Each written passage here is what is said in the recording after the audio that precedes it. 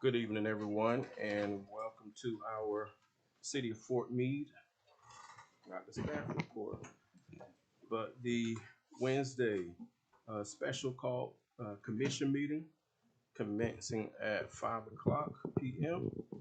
And at this time, we will have the roll call city clerk. Commissioner McCutcheon. Present. Mayor Berrien. Present. Commissioner Williams. Here. Commissioner Watts. Here. All right, thank you. And at this time, we're going to ask that everyone please stand. I'm going to ask Commissioner McCutcheon if she would lead us into invocation, and then immediately following the invocation, we will have our Pledge of Allegiance. Let us pray. Father God, we come graciously before you with hearts of gratitude for all the wonderful things that you have done. You have blessed us tremendously, and you have kept us all strong.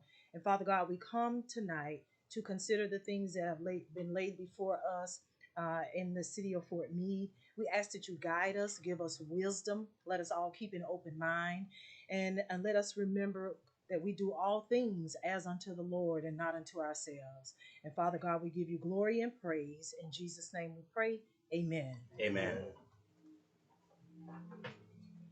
Pledge allegiance to the flag of the United States of America and to the republic for which it stands, one nation, under God, indivisible, with liberty and justice for all.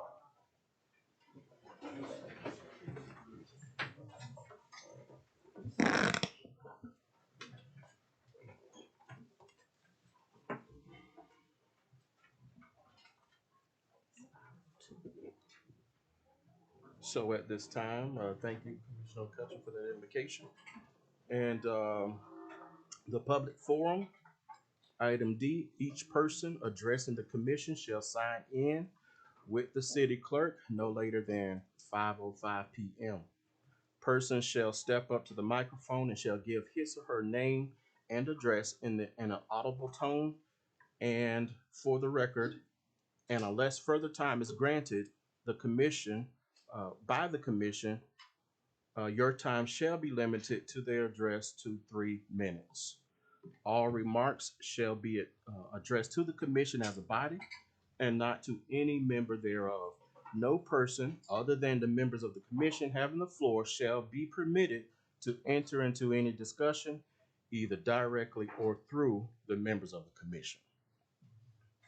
So at this time, it is 5:03. We have 2 more minutes for individuals wanting to speak in the public forum. And we can go ahead and get started.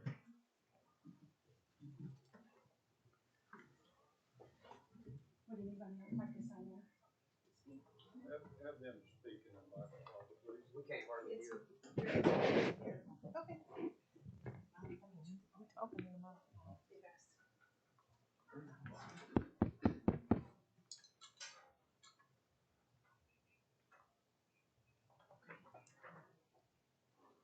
We have anyone signed up? Dan Bagnall. Come on up, Mr. Backman. Attorney Smith, before you begin, since this is a special meeting, normally during the public forum, individuals that come up will be speaking on anything that's not on the agenda. Because the only action that can be taken tonight is on things that are on the agenda, I would ask that the commission refrain from responding to individuals in the public comment so as we don't violate the rules of the special meeting. Thank you.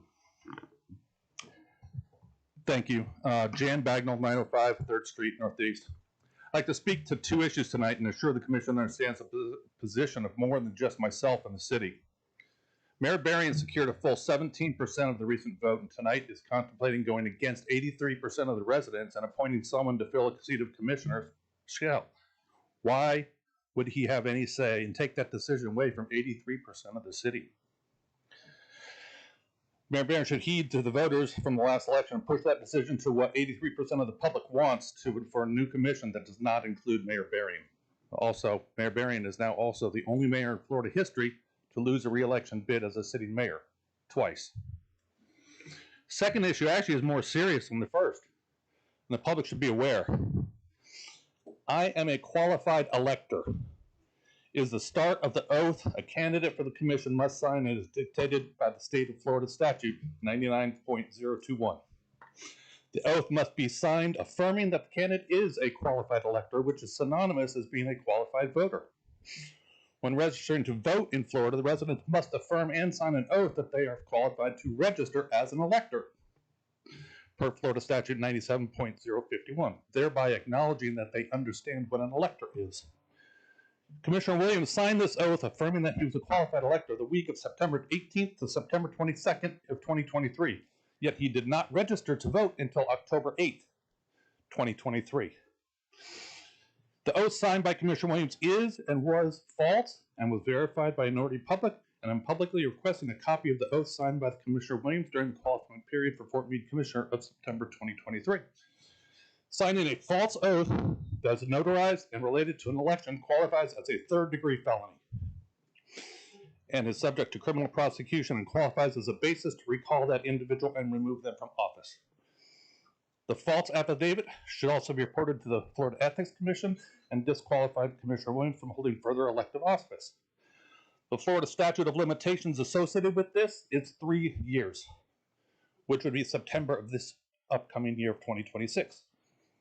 I'm going to hand a copy of these statements to the Commission and the City Attorney to contemplate further action. Who's next? Claudia Louison. It's Levinson. Oh, sorry, Levinson. Thank you. My name is Claudia Levinson. My address is 417 4th Street Northeast. I'd like to speak on the appointment of the new commissioner to take Mr. Possum's seat. I feel I have a right to vote for the person that is going to be taking that seat, not an appointment and being taken away from me. We have a lot of residents in that area. They all voted him in that seat. All like-minded individuals. I feel that we should have the opportunity to do that again. We should be able to investigate that person that's going to be taking the seat. We should have a say-so.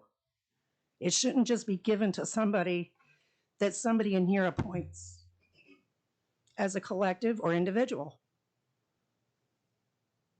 And I'd also like to make, I guess I can't comment on the data center. So yes, you can go ahead and make the comments on the data center. You guys just wouldn't be responding back to that because that's on the agenda. But I was going to say once she finished, not to take your time, you'll pause it. We're going to pause it so you'll get all your time. Okay. Is that if something is on the agenda, then you would wait until it comes up at that time to speak on it. And so I believe. But I can speak on it now. But you can speak on the, since you've already done it, you can speak on the data center now. Okay. But for the future, if you're going to speak on the items that are on the agenda, the vice mayor appointment, the vacancy, or anything that's there, the mayor is going to ask if you could come up before they take a vote on it. Okay. Okay. So what I'd like to speak on in the data center is I've been doing a lot of reading about data centers in small communities. It does not fare well for a city the size of Fort Meade. I'd like to know what has been done. I know Swiftmud was, the only thing I've been able to find for Fort Meade is what I've heard on the news, in the news articles I've read. I've heard nothing from this commission as a public on what you're doing. I'd like to know what has been done to protect our water reserve. They were talking about taking part of our water reserve out of the Alafaya and sending it over to Hillsborough. Well, that's going to deplete some of our system water here. So what are we going to do to compensate that? What is taking place? What these people need to know in our community need to know what your plans are from you, not from the news on Tampa Bay. It's very important to this community. We've already got overflow from the mines coming out here, out on Peace River, to go back down into the ground, into our water supply. So what is going to happen with this? What is the study being done besides Swiftmud? Has anybody else done or started any kind of anything, any research whatsoever. What's it going to do to our habitat?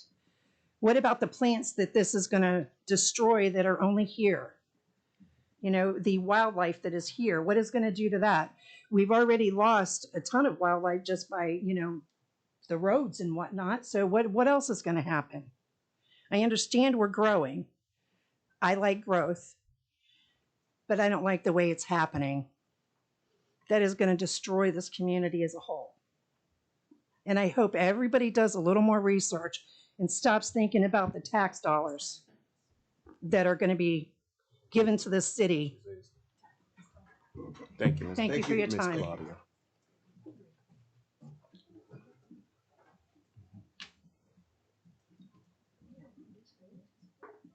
Anyone else? Ben Spate, I'll pass it this time. okay. Joseph Burke, I have nothing. All right. Tim Thompson, My only question is that on your agenda is, under new business, item 6 for the American Legion. That me? Come up to the mic, please. Come up to the mic. That's you.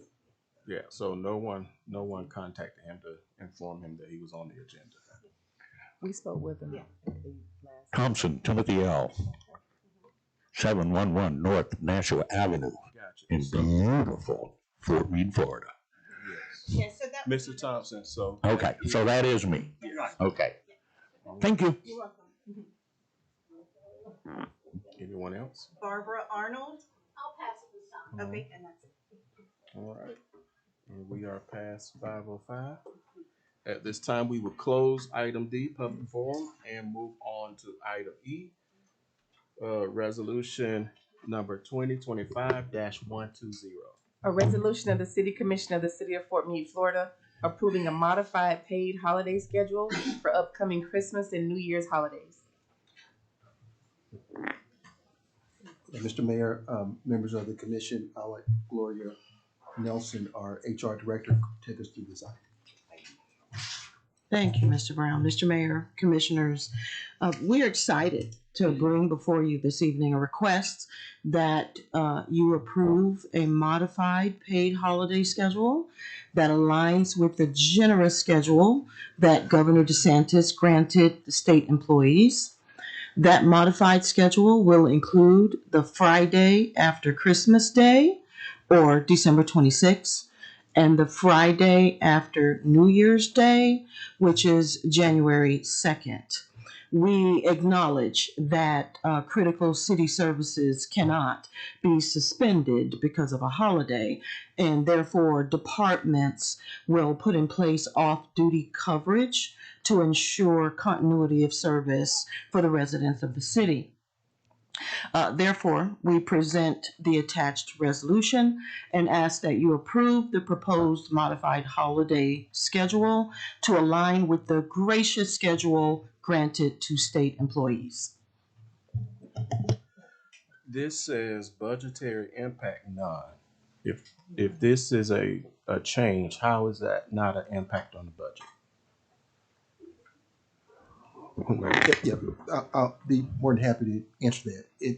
It does impact the budget, but it's negligible, meaning that it is not going to cost you, real money, just in kind. So it's negligible. So they would be paid, they're going to be paid either way. You pay. Either way, they're going to be paid, whether they work or if they're off. I understand that, but to say that it's none and then say it's negligible, those are two different things. So if there is an impact, I would like to see what the impact is, and then we would determine if it's negligible. This is just a recommendation from staff. This is based on what the state is doing, and if you don't want to do it, then we can move on to something else. It's just our recommendation, staff's recommendation.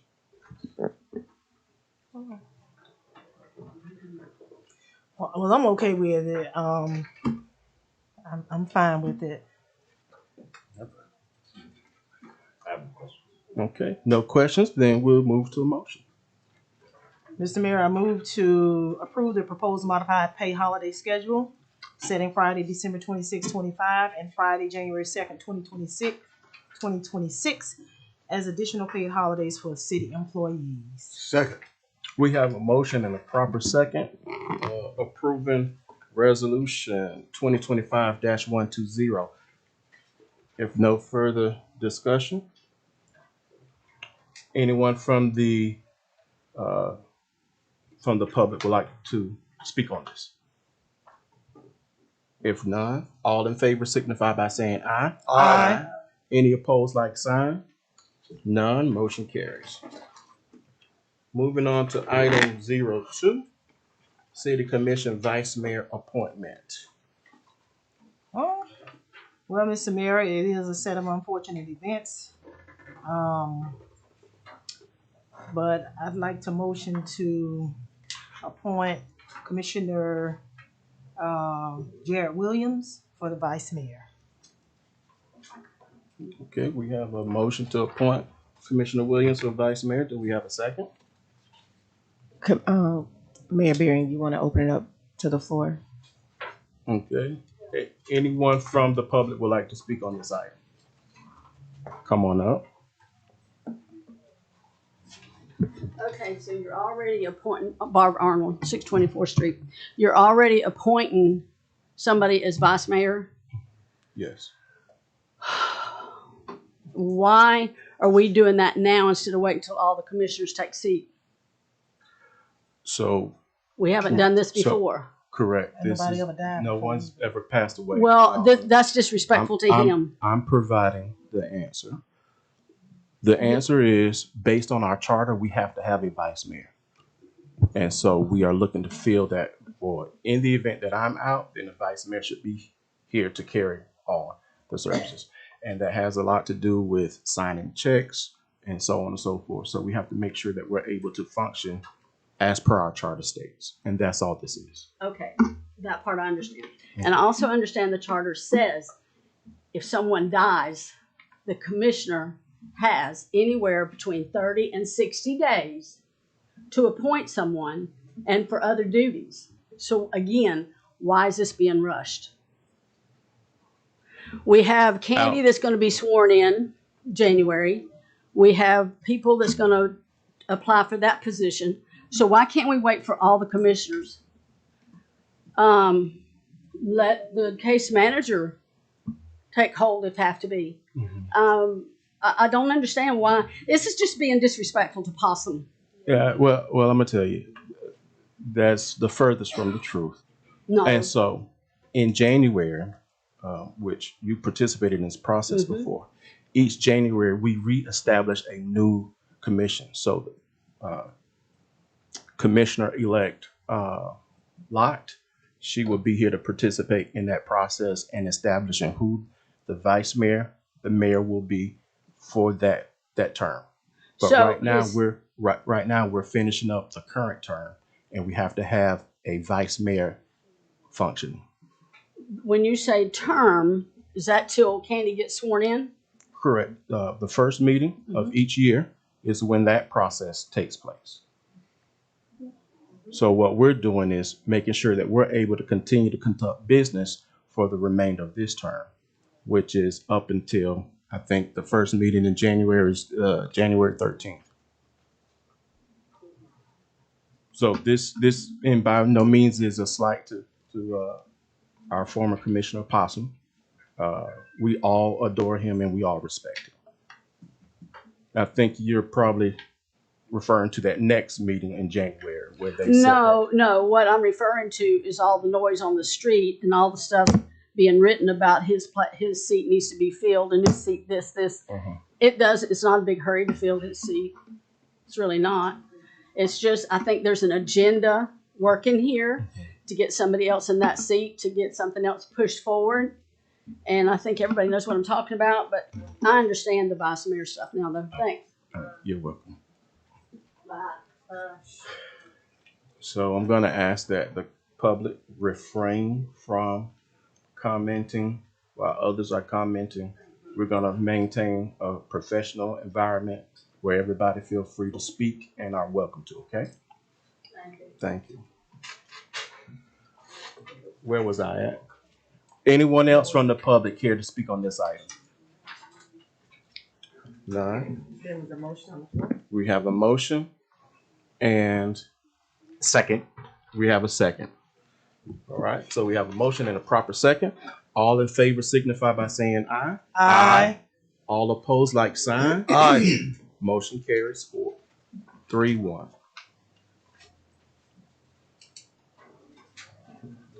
City Commission seat 1 vacancy. E03. Mr. Mayor, Yes. before that, I'd like to make a statement, please. Okay. Thank you, Mr. Mayor. I want to be very clear about two issues. The vacant seat 1, which still has roughly 2 years remaining in the term, and the city manager position, with the current contract expiring on December the 27th of 2025. Our charter says the commission shall fill a vacancy by appointment. I fully acknowledge that, but the charter is not a license to steamroll the voters, and it is not a license to stage manage a predetermined outcome in a rushed December meeting. There are 2 years left in this seat. That is not a short patch or a temporary stand-in. That is a long-term representative who will vote on budgets, water projects, development, and the hiring and evaluation of our city manager. For that length of time, the residents of Seat 1, Precinct 516, deserve more than a name quietly lined up behind the closed doors and rubber stamped on a fast schedule. On top of that, the voters spoke November the 4th, 2025 election. A new commissioner has been elected and will get sworn in on January the 13th, 2026. This commission pushes both through a 2-year appointment to Seat 1, a major city manager decisions in early December before a commissioner-elect ever takes the dais. It sends one message to the public. We don't care what the voters just decided. That is unacceptable to me. The charter tells us that we must appoint. It does not tell us when, within the short window, we must do it. And it does not tell us how. Those choices belong to this commission. If we choose to rush, that is on us, not the charter. I will not support any rushed appointment to a 2-year term that has the appearance of being prearranged, or any attempt to lock in a long-term city manager decision in December while a commissioner duly elected by the people is forced to sit on the sidelines until January the 13th. At a minimum, I'm requesting on 3 things.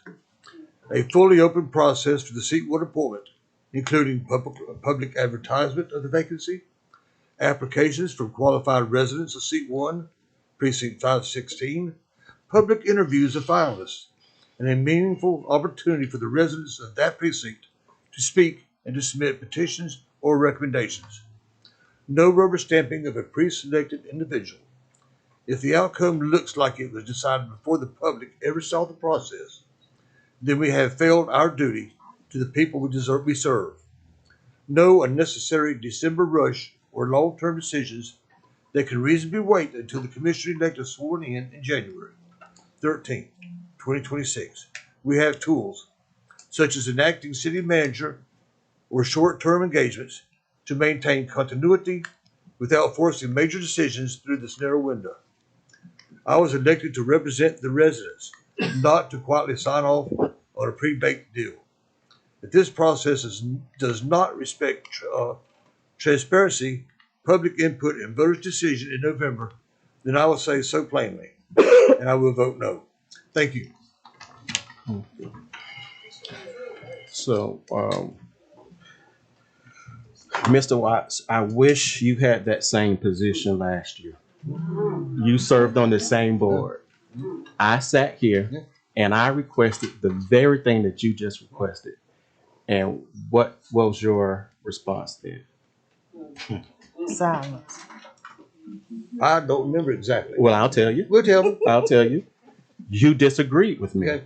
You were in line with moving forward without letting the commissioner-elect at the time have the same thing you just requested Well, for this commissioner elect. Understand. Now, what's the difference difference between is, this commissioner I had elect more, I've and had the more last one? involvement for the people talking.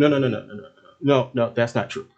The only difference I see, we have a black male here who was the commissioner elect last time, and we have a white female who is the commissioner elect this time. So why would you not advocate that with that same fervency for the same thing you just spoke then? Then I think I made a mistake. I just wanted to be on record Okay. what you did the last time we were in the same position. And I think that's fair that the public hears that. I understand. They don't agree. No, it's very clear that they do not agree. Yeah. However, we made the same plea the same time. And at the time, I would go further and say that it was doing the business of the city as the response as to why we're not waiting. Yeah. And so that's unfortunate that we would have two different standards in operation in the same city.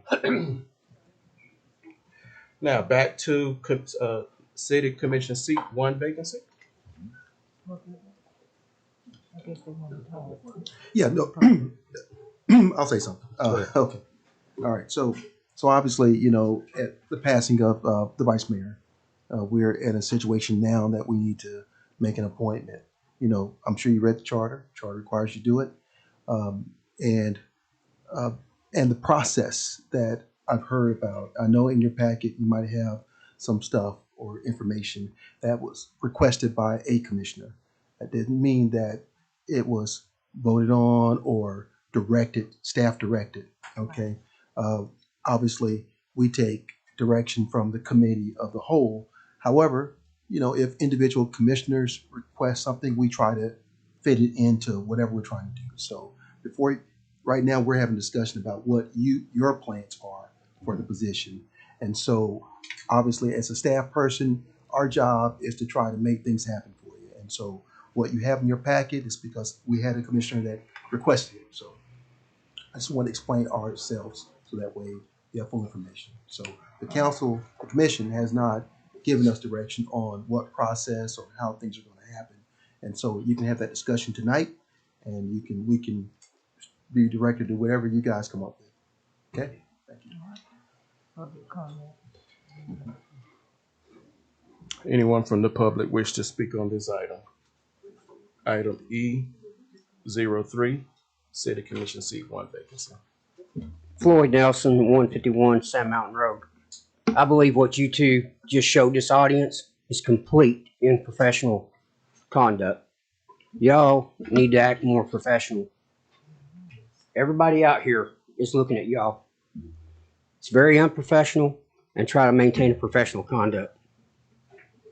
Okay. With respect to that, me pointing out what took place last year, I don't see any unprofessionalism. That's just putting the facts out there. And if you feel that that's unprofessional, I'm sorry. Wanda Whitehurst, 850 Southeast Pine. Did you all not just have a motion and a second and vote on that position?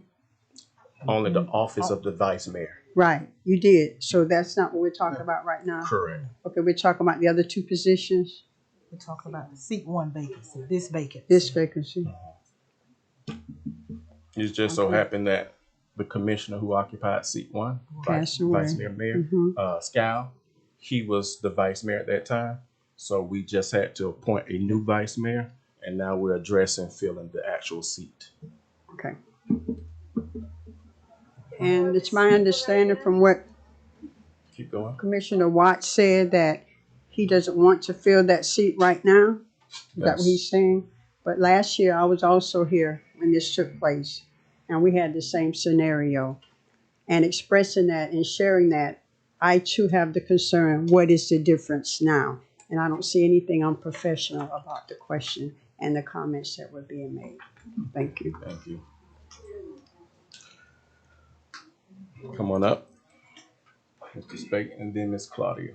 Ben Spate, 613 Northeast 3rd Street, Fort Meade. Mr. Mayor, I don't think you've given us enough information on this item. You opened it up prior to you guys making any recommendations or anything. So I don't want this time to be counted because I don't know what you're asking of us right now. Do you want our opinion of how this should be handled, or do you want us to talk about a candidate? I'm at a loss for understanding why we're here now rather than waiting on you guys to discuss something so that we can say, yeah, we like that or we don't. Okay, I'm just affording you the opportunity to speak on it. Sorry? I was affording you the opportunity to speak on this particular item, either before discussion or after. Okay. My opinion is when we get the time to appoint someone to this seat, it needs to be someone with experience. And I've only heard of one name so far that has the experience of being a commissioner. That's past Commissioner Cochran. He was on the commission for 18 years. I don't know, there may, as I understood today, there's opportunity for people to still sign up. So that may change.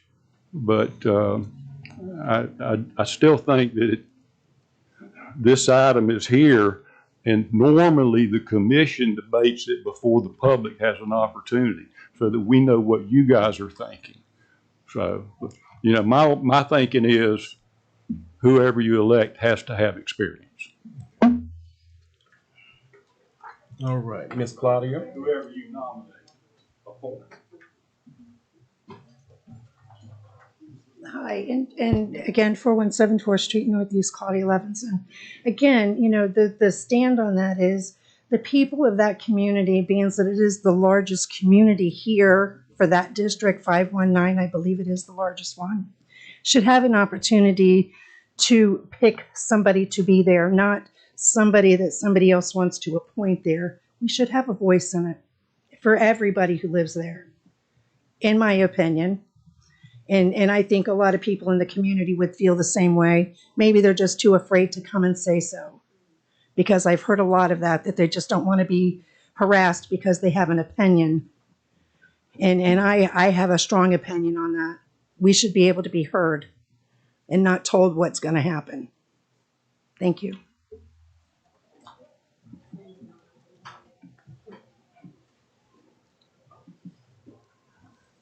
All right. Good evening. My name is Sylvia Riley. My address is 425 South Ridge Avenue.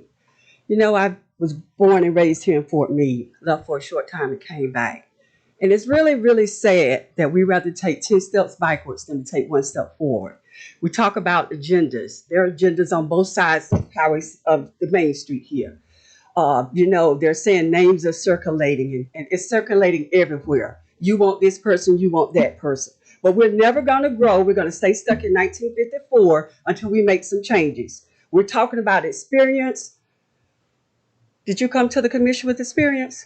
You had to learn. Everyone has to learn. Everyone deserves an opportunity. Okay? I'm not advocating for anyone, but it just really disheartens me that every day is conflict in this city about whatever. You know, because you want to control and you want to control. Why can't we just work together and make this city better than what it is? We have kids coming up, they graduate, they leave, they don't come back here. You ever wonder why? We don't offer anything but hatred here. And it's growing worse and worse every day. We talk about hidden agendas. This guy got agendas, that side got agendas. Why don't you take these agendas and put them together and see how we can make this city better? It's time out for this foolishness. God is not pleased with Fort Meade. And it's sad something's going to come through here and pull us together. You know, it's really, really sad. And sometimes when people, you be out and they say, you from Fort Meade? And I feel ashamed sometimes now to say yes. Because all they do is read Facebook and the Ledger and different things. But if everybody in this room took one project and worked together on it, see how powerful we could be. Thank you. Thank you. Come on up.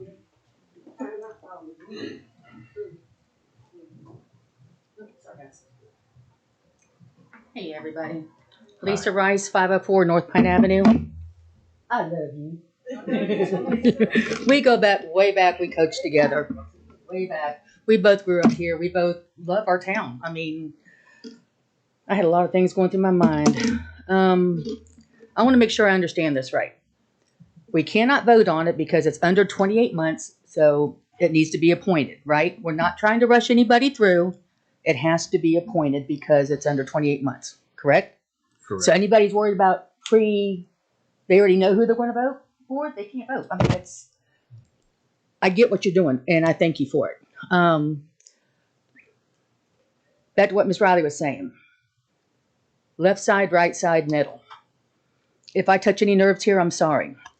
But anytime I've watched the politics for the past 40 years, you got we the Democrats, we the Republicans. But you know what it is, people? It's we the people.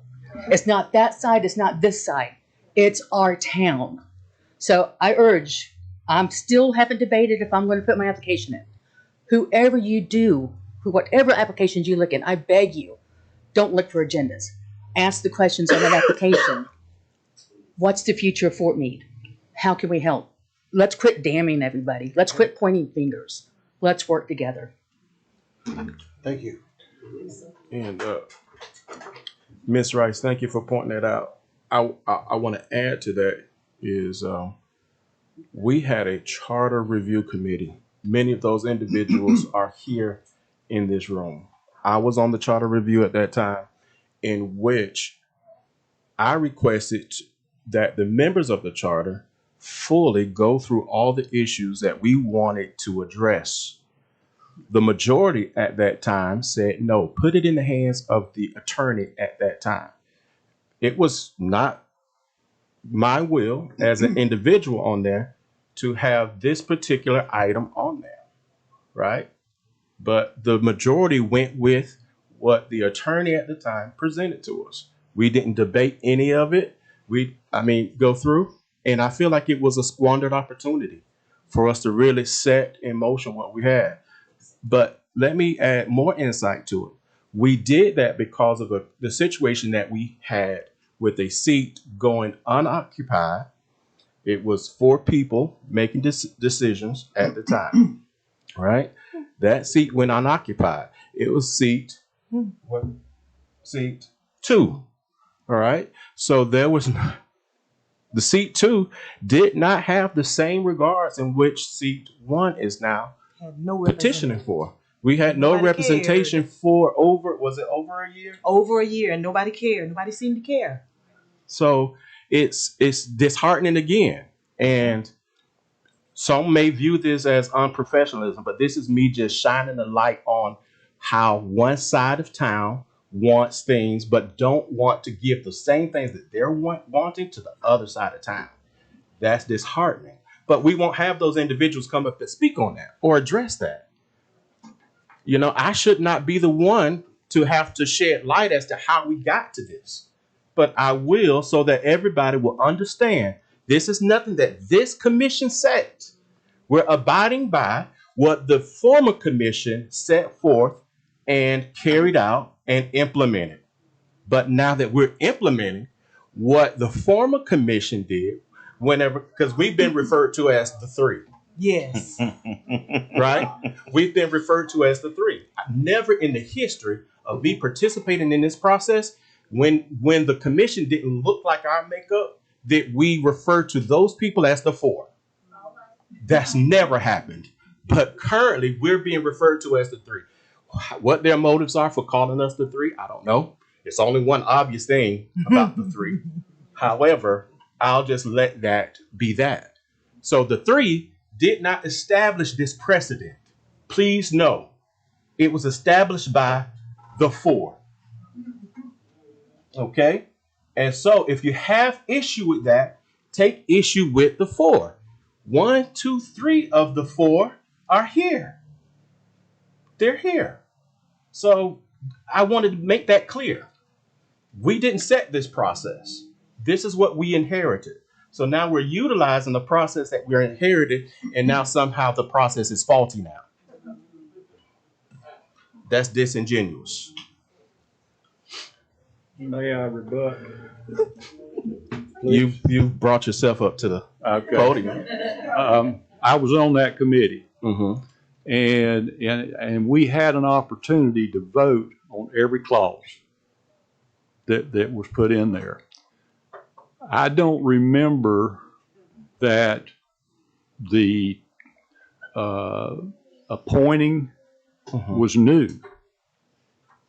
It changed. It changed. And it did change. Did not change it yet. Okay, so I'm not going to address you from the audience. And again, I'm speaking correctly. And Sergeant Lynch, I've already made it clear that we're going to respect everybody in here, right? The system is a Former good system. Commissioner, I'm still speaking. Former Commissioner Cochran, if you want to address, you have the opportunity to come to the podium, but you won't yell out from the seat. Okay? Go ahead. You do a good job running the meeting, and I appreciate that. And I agree with most everything you said. But we did have an opportunity as a committee to vote. And I do not have any recollection of us changing the current process. All I have is the final version that the attorney, he added things, and things that weren't added were just left like they were. And then he struck out things. And it doesn't appear that when I read it the other day, this clause, that does not appear to be new. So that was put together, that idea, and it's a good idea. That process is appropriate, that when someone leaves their seat, that the remaining commissioners appoint somebody. Correct. I feel good about that. Correct. But I disagree with you that the people that were here before you guys, it may have been 20 years ago, but it wasn't during our term. When we sat on that committee, yes, I don't believe that. Now you may can show me that where it is and prove me different, but I don't believe it. The intent that was the issue that was trying to be addressed at the time is there was discontentment with the governor, Ron DeSantis, because he only suspended the individual who occupied the seat at the time. And in the suspension, they wanted that person to be vacated from the seat. The person did not get vacated. The only issue that he took at the time was the suspension. The suspension lasted the entirety of the term. So the intent of that group of people who met was to put the power in the commission's hands so that we don't have to. We have the ability to go ahead and appoint ourselves and not wait for someone else to do the work and allow that seat to be vacant for that length of time. Seat should never stay vacant. If the governor removes somebody from a seat, then somebody should be They appointed. weren't removed. They were only just like suspended. you appointed a vice mayor tonight. Correct. That's only for 35, 40 days. That's very appropriate. Correct. I agree with you. But I don't think anything was done by our committee to change the language that was previous. I don't know how many years it was before the charter, at least 10, 15, 20 years before that was in there, is my belief. If you want to get together, I just want to make that clear because it seems like you were saying something else. But thank you. So the point I was making is I wanted to address each item as the people who were appointed to the charter review. The majority at the time said, no, we trust what the city attorney is putting in there. And that's why we didn't particularly address every single item ourselves. Well, we had the opportunity after he was the knowledgeable person on writing I knew nothing about writing a charter at all. And so I don't think very many of us did. We were a citizens committee. We were not expertise in any of that. And so when the attorney brought it to us, we had an opportunity to say this makes sense or it doesn't make sense. Correct. So at the time, the commission at the time chose who they wanted to be on that commission. There were other people who requested who may have had that skill set, but they were not chosen by those commissioners. And so that could be. And I, you know, I know that I don't remember how they were chosen. Yeah, but each each commissioner appointed someone to the seat. I think that, that all the people that were there were fair and unbiased in the way they thought about this city. The nice lady that spoke earlier about us being one, being the team, I agree with her 100%. So, and I appreciate her saying that. It was very appropriate at the time. Thank you. Mr. Mayor. Mr. Mayor. Can I make one comment, sir? Yes, go ahead. Come on up. He's going to speak, and then Ms. Arnold could speak. I want to apologize to you, sir, and everybody else on this commission for my actions. I don't remember all the details back that time. I remember there was an issue. Did my conduct not put it out of place? And I will. Ms. Riley spoke very well, and I will work ahead with this commission to move this city forward. Thank you. Thank you, sir. Ms. Arnold. Barbara Arnold, 624th Street. You know, do what? Can you hear me now? Yes. Okay. I heard you say the number a while ago, 3-2. No, I said the 3. Okay, the 3. Well, on the streets, it's 3-2. And the reason it got 3-2 is because we have a commissioner that called out 3-2. 3-2 vote, 3-2, 3-2. That's all we ever heard. And I don't understand why every time something doesn't go right and something goes wrong, it's always a white or a black thing. And there is a commissioner that's very well spoken about that. If we're going to get along, it needs to start with the 3. Because wait a minute. Why is it okay for 2 black commissioners to stand out here in the parking lot and talk together, but when 2 white commissioners do that, ethics was called on me about it? Why is that? That's not being fair. That's not playing the fair game. That's a black and white issue. See, you can hear them back there. Because every time I get up and say something, they always have something to say. Yes. That's the issue. Nobody's willing to work together. All right. And go ahead, Ms. Riley. I normally don't get to come to these meetings because it's a conflict with another group I'm in. But I heard Ms. Arnold say about 3-2. For many years, it was 4-1. Nothing was ever said. I wasn't here then.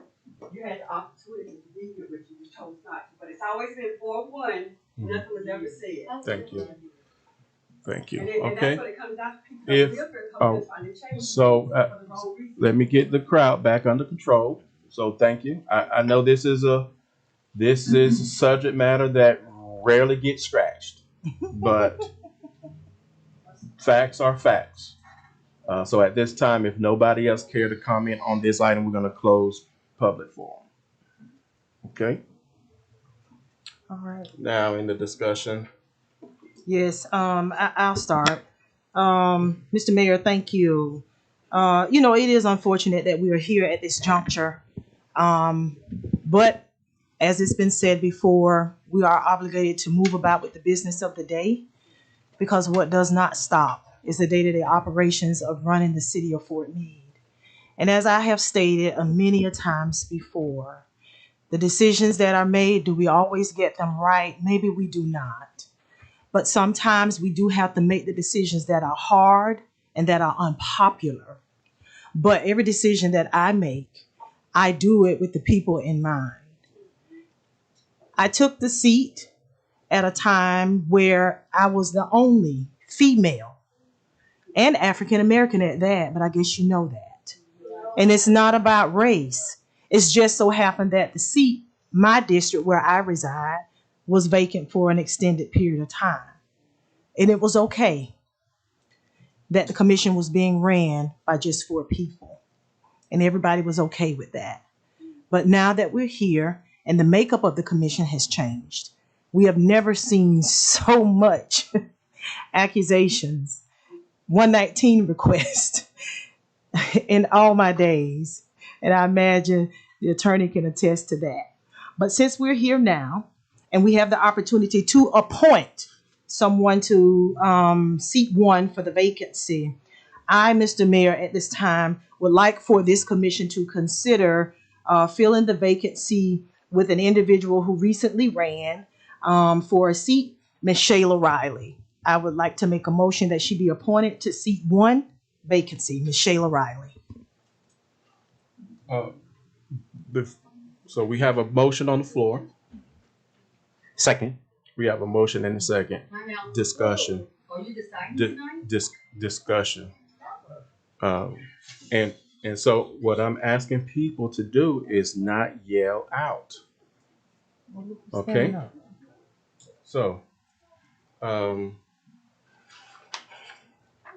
what I wanted to interject is I feel that there should be an application process. Okay. And so I wanted to interject that into the discussion. Any further comment? And then we did not hear what initially brought all the ruckus is how information that was requested to get some type of layout as to how we can move forward got released to people who should not have that information. That's another concern. That is unethical. It was unprofessional that we have things to use to look at for guidance as examples being disseminated to the public. So that's what started the whole confusion from the beginning. If we just, again, shedding light again, this is not unprofessionalism. It's shedding light that everybody do not play by the same rules. Okay, so with that, I wanted to discuss those items and methods that we could move forward with this particular seat. However, you got to give me guidance now because we do have a proper motion and a second on the table. So just going back to the charter, I think probably everybody here has looked at this section of it, but it is under section 13B. Just for reference, if you want to go back and look it up, and our charter is very easy to find. Just Google Fort Meade Charter and it'll come up. So if you put in vacancies, it'll take you right there to all of the places where vacancies are mentioned. So I think someone already got up and they spoke on how this vacancy is supposed to be filled. So just in lay terms, if a seat becomes vacant, the remaining 4 commissioners can fill it by a majority vote, right? So that's 3. Shall. You're right, shall. So they would fill it by. I'm gonna ask you not to interrupt her when she's speaking. So it will be filled by a 3-4 vote, which is the majority. And that's because of the term that's left in Commissioner Shell's seat term. If it were a little bit longer, then it will automatically go out to the voters for a special election. So that's why we're here at this point. Now, the commission can choose to fill this vacancy how they like. So going back to what Commissioner Watts was stating and addressing his points of concern, the charter does not specify a particular manner. The charter also does not specify a particular time frame on how this commission would choose to fill that vacancy. So what happens is that would come from you guys on the dais. You would give your thoughts, your weigh in. Right now, what I heard is a motion on the floor in a second. So because there is a motion on the floor in a second, it is legal for the commission to take action on that. There's nothing illegal about it. So you can close that out, vote on it. I also believe the public was given an opportunity to speak on it and share their thoughts.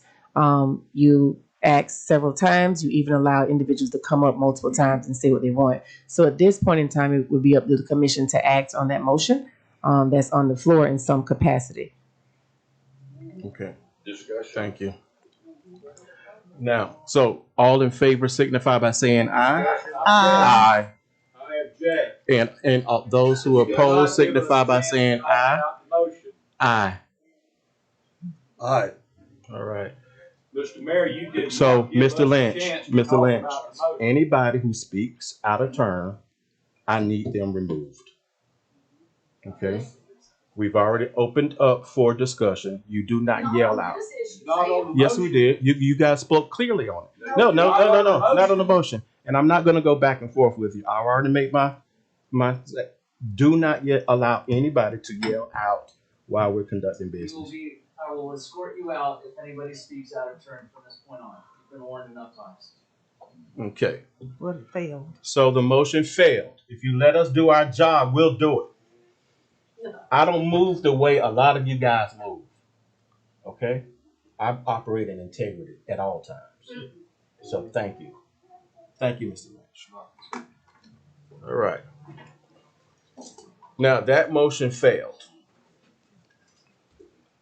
I would like to move forward with further discussion on how we're going to fill that vacancy. And what I mean by that is those items that we were presented, how we can come together and say, hey, this is how we'd like to move forward. Are we going to make additional recommendations, or what? I have my own thoughts, but I would like this to be a discussion amongst my peers. Mr. Mayor, 1 second. Go ahead, City Attorney Smith. So I believe at this time, it's probably a good segue into sharing the information that was disseminated out to the commissioners. And it was just put out there as a guideline and a base point of reference for them to start having conversations. Each commissioner is here because they have their own opinion and they can come up and formulate and decide to run their seat how they choose to see fit, and that's okay. What I did is I went through a couple of different cities that had prior vacancies. I believe that was the city of Lakeland. I believe that was the city of Dundee. I believe that was the city of Lake Alfred, who have had them recently within the last 2 years. I came up with an application, a set of guidelines, and the commission, you have that, and a sort of ranking sheet that's similar to how you all rank or how staff ranks when you have things that are put out for bid, and then you decide on how you want to rank them. I want to give you this caveat because I made that very clear in the emails twice. Myself or staff cannot give you any decisions on this process. So there was no resolution that was put out, and there was no staff report for this for that very reason. It is solely up to the commission. Staff does not have any say in this part at all. The commission, I'm going to give you the legal standpoint on it, and I'll clarify that for you. Legally, the commission would appoint for this vacancy.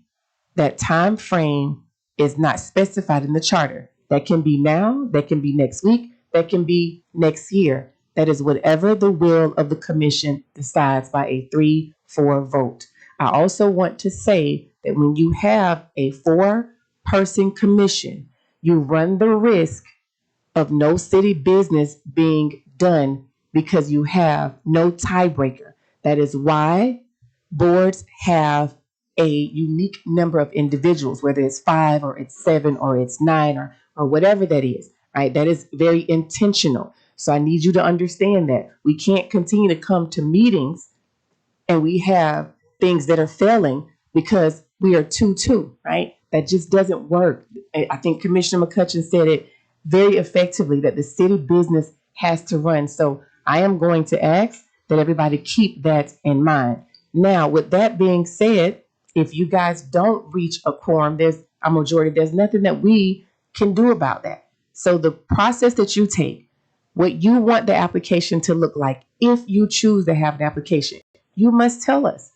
Whatever qualifications you want the individual to have, you should tell us, right? That is not for us to tell you. So this was just a framework, a guidance, very basic, and it just states, just for the public, it states full name, address, phone number, email on the application. It states length of residency in District 1. And so let me give you a caveat there. When it talks about appointing, it just says that the commission shall appoint. It does not state that the appointment has to be from within a district. However, if you go back and read elsewhere in the charter, it clearly defines districts. So because of that, if I were to read the charter, I would read the charter in full as one document, one fluid document. It's not a contract. So if I read the charter as one fluid document, I would read that as the appointment should come from within that district. So that would be my recommendation to the commission, that if you appoint, that appointment should come within the district, because you don't want to run the risk of violating the charter and you appoint outside, and then you have effectively 3 at-large seats and 2 district seats, which is not how the charter was made. I'll also say this, you guys could always get another, I want to say legal opinion, because you could direct me, and I would say that if you decided that you wanted to appoint someone from outside of that district, then I would request that you direct me to get an attorney general's opinion, right? So that they can give us, their feedback on it. They're usually really good. They're not binding, but they do give you a really good guide, and that'll help you guys in making your decision. But that's just my advice. All right, it does not mean that you have to take it at all. That's just what it is. So I think the last part about that ranking sheet, it just says statements of interest, and it gives up to 10 points there, experience and skills, up to 10 points there, residency and eligibility, up to 10 points in that area, and overall impression, and it gives 10 points there. Again, you don't have to use a ranking sheet. You don't have to use any of that at all. This is solely your decision. You have to tell staff what you would like for us to do. If you want us to create something, we can do that. I think there was also a time frame. That's the only thing I haven't spoken on. I think there was also a timeline, and that timeline stated December 9th, which would be next week. The commission could review and meet, discuss applications. December 16th, I believe we're going to have possibly a special set meeting that day, because we have something else possibly that's coming up. You could do interviews at that time, and you could appoint. The public could obviously come back and comment at that time, and you could get the commissioner sworn in. However, that timeline does not have to be used at all, right? So none of this that I have prepared for you all is anything that is binding on the commission. It is solely for you to think about how you want to move, and if you want to use that. So we would need you guys to tell us what you would like us to do at this point. Okay. Thank you for that. Go ahead, sir. I reviewed the documents that the attorneys have provided us. I approve of them. I think they're great tools, and I have no problems with those. My only objection was I'd like to debate the timeline, the calendar. Mm-hmm. But I think the application was well put. I think they're great tools. Okay. Anyone else? Commissioner McCutcheon? I don't have anything. Commissioner Williams? I don't. I am not. Well, let me speak very clearly. I am not. What I am in favor of is making sure that the function and the business of the city continues. Okay. You've outlined what the charter states, so it is in the power of the commission to make an appointment for that seat. Okay. And with that said, I provided a second to the motion that Commissioner McCutcheon put on the floor. So my position is that we need to do what it takes tonight to continue the business of the city. I know that you've proposed some dates. I am unaware of those dates and cannot speak to them tonight. But what I am aware of is that we have this time tonight to continue the business of the city. Okay. So with that being said, our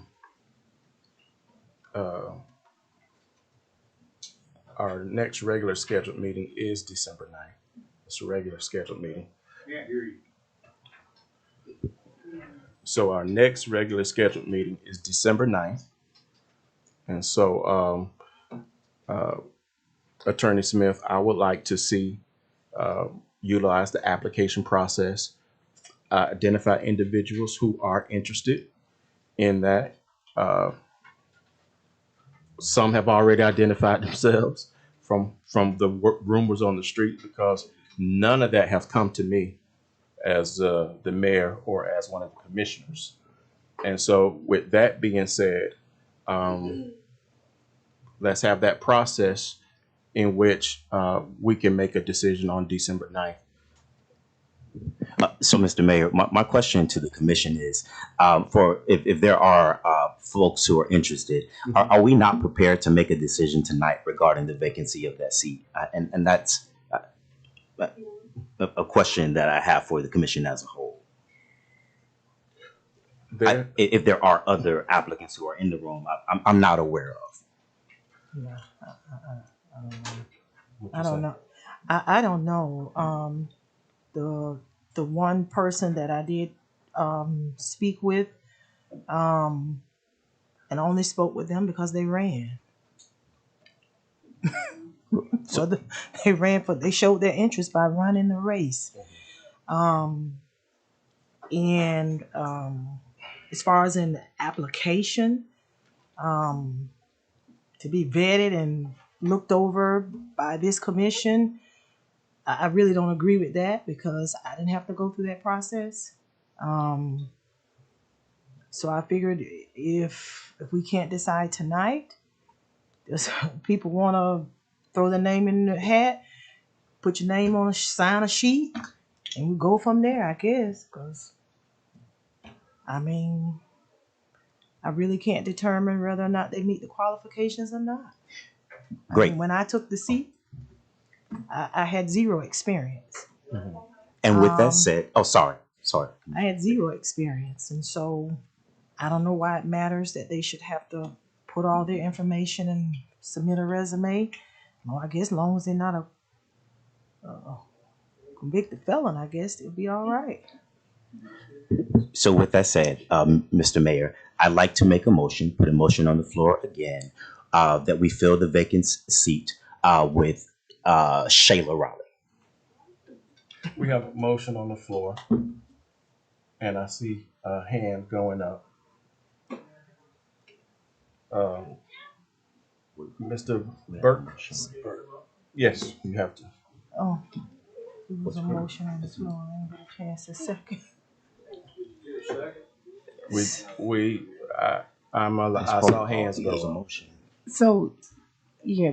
We get a motion on the floor. We got one. Okay. Second, and then we can let them speak. Second. Okay, so we have a second. And now we're at discussion. Go ahead. My name is Joseph Burke. I live at 508 North Oak. And I just wanted to say that I'm interested in that seat as well. Okay. Thank you. All right. I saw another hand go up. My turn? Yes, sir. Come on up. I can find my way out of here. Make way from a former colleague here. Well, he moved back. Rick Cochran, 322 North Oak Avenue, Fort Meade, Florida. Hey, Katrina, Hey. Sam, Jared, Jim. I sat in seat 1 for 18 years. When I decided to move from Fort Meade, I looked in my district and I got an indication of people that would be interested in running for my seat. There was going to be an election, not on that cycle, but on the other election cycle. So I pushed my time ahead to go ahead and leave that seat so we could get District 1 in that other cycle. So it would not cost the city that extra $25,000 to hold a special election. Yeah. It's easier on the city clerk to do it all at the same time. So I went out at that time, and I didn't go out until the first of the year when Jim came in and took that seat. He and I had several discussions, one of which he said, what if something happens to me and I can't do a seat? And I said, Jim, I don't know how. We moved to Webster for a short period of time. And I said, I'll probably be back. So, and then after he was walking down the street, and we had already moved back home, he said he didn't feel good at times. And I said, I'll run for your seat if anything ever happens. And that's my intent. That's been 18 years. I've assisted in hiring 4 city managers. I led the thing to get rid of the police department, get the sheriff's department. And that was very contentious in this community. I could step in this seat and be the mayor day one. I know how to get the electric rates down as I did before. There's just several expenses that I see now that we're having that I know how to get the control of.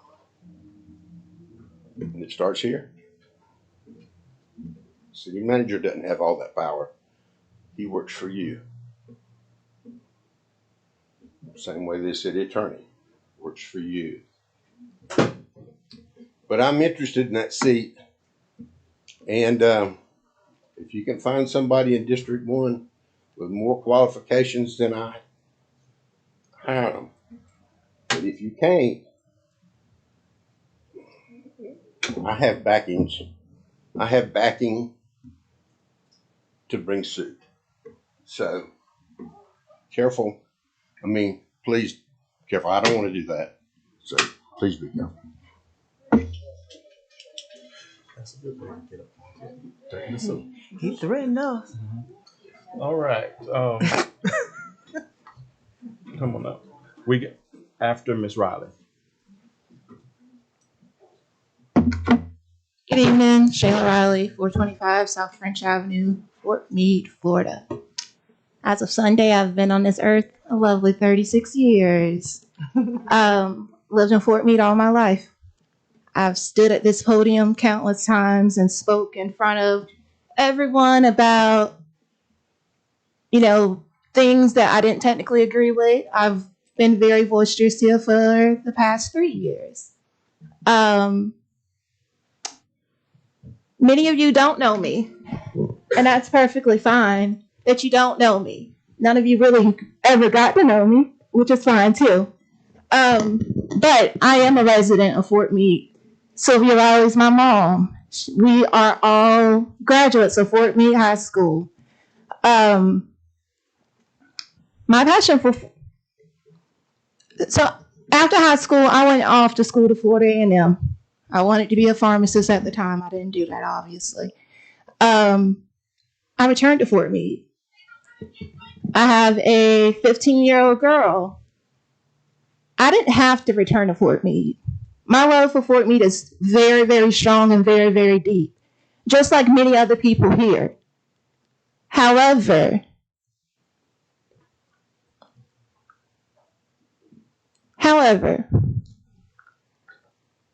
everywhere else around us is continuing to grow. We spoke about people having agendas. That's been going on since I came to this meeting 3 years ago. God knows how long it was happening before.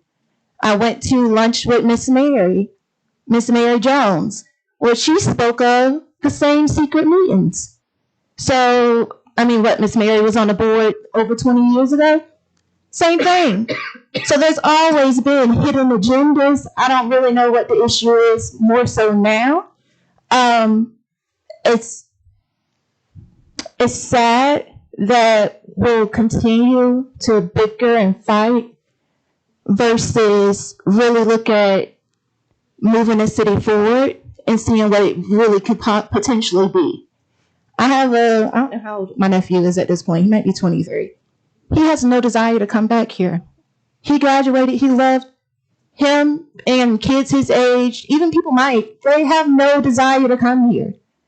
I have friends that have graduated college.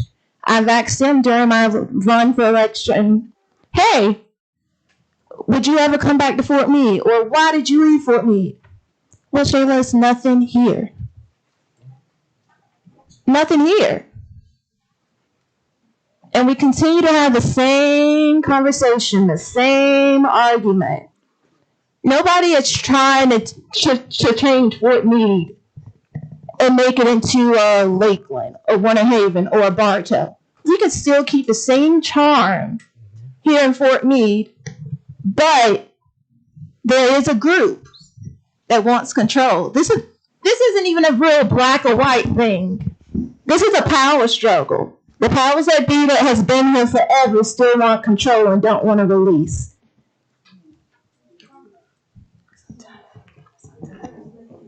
All right, Ms. Riley, if you Thank could- you. Okay. I'm done. But I was interested in the obviously because I ran for Fort Meade's future, which will be my future as well as my kids' future, as well as all the other kids and your kids too. Thank you. Thank you, Sheriff. Hold on a second. Mr. Mayor, if I may, I'm so sorry. I just do need to say this. To my knowledge, I don't think this board has ever formally adopted rules of procedure. I believe that it has been floated out there since I've been here in a year that you guys have parliamentary rules that you follow, but that is basically Robert's rules. So let me just give you this. Once a motion is on the floor, discussion is usually limited to just the body up here. So what happens is we have public forum and they come up during public forum and then they're able to talk about anything that's not on the agenda. Since this is a special meeting, this board should not be responding to that because it's a special meeting. Now, when we are getting ready or the commission is getting ready to talk about an item that's on the agenda, normally then you would open that back up how we did similarly beforehand to say, does anybody want to come up? Or that could also be done like right before the debate begins. But once the discussion starts, how you have called it for this commission to discuss, it normally does not go back to the public. However, what I would say is I don't think that my advice would not be to stop that in this moment, but I would say for future and everything else that's on this agenda, that I would suggest you follow that only because we don't want to run the risk of treating individuals unfairly that were told they could not possibly speak when the motion was here and we were being debated. And now we've allowed other members to come up and do the same thing. But for future, once that motion is there, and it's been made and it's on the floor, the public should have already had an opportunity to speak about that. And then you guys would keep it with you guys that's on this dais. Thank you for that. Ms. Rao, come on up. Hi, good evening. My name is Deborah Durrance Rao. I live at 418 Northeast 4th Street here in Fort Meade. I am a resident of this district and this seat. I have lived there for 54 years in that same residence, and I am interested in this seat. I have not said that publicly, but I am interested in it. My intentions were, I have not run for commission before, but I've been attending commission meetings. I am on the planning and zoning. I am very interested in what's going on in the city. I think that I would have a lot of good input, and like Ms. McCutcheon said, I have no previous experience, just like she didn't, but I feel like I could represent my district, and I am 5th generation. I didn't just move here. My children live here. They're 6, and my grandchildren live here. I have 4 grandchildren, so I'm 7th generation. My family is. I have a real desire to serve, and I just wanted to let you, the commission, be aware. Thank you.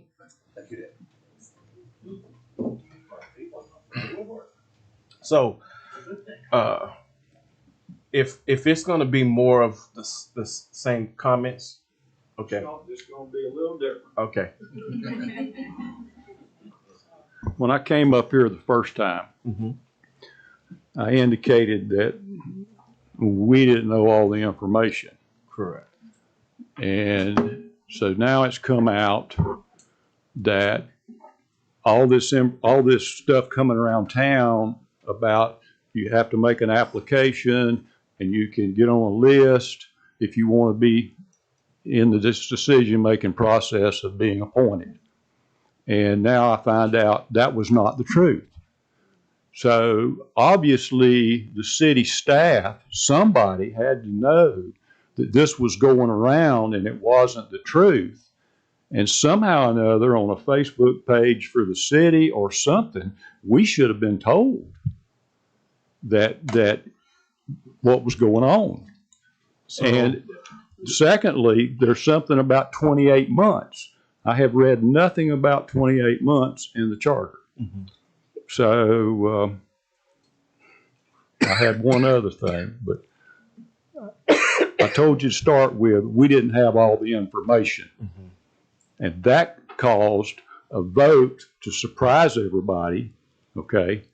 And myself included, being disruptive, and I apologize. Okay, thank you. And I hope you'll accept that. I do. But I think that you guys need to debate. Everything has to be out on the table, or we're left in the dark. Okay? Thank you. Correct. And we have two more, and then at this point, we gotta at some point bring this to a closure. What's her name? Lisa. Come on up. Thank you. Okay, thank you. And then we have Miss Whitehurst next. Hey, Lisa Rice again, 504 North Pine Avenue, Fort Meade. Lifelong resident, graduate. When I come in tonight, I didn't hear anything on Facebook, except that there was a special meeting. As far as this is going to be an application, I just come up here tonight to see what's going on. Maybe that's what's going on. Somebody asked if I was putting my name in. I told y'all I didn't know if I was going to put my name in. I now officially put my name in to be considered. Okay. I've been with Fort Meade. I know quite a few people. This all sounded so much better in my head. I have. See it. I've been involved with some stuff in Fort Meade as far as commissions. I've been to different meetings, Main Street meetings.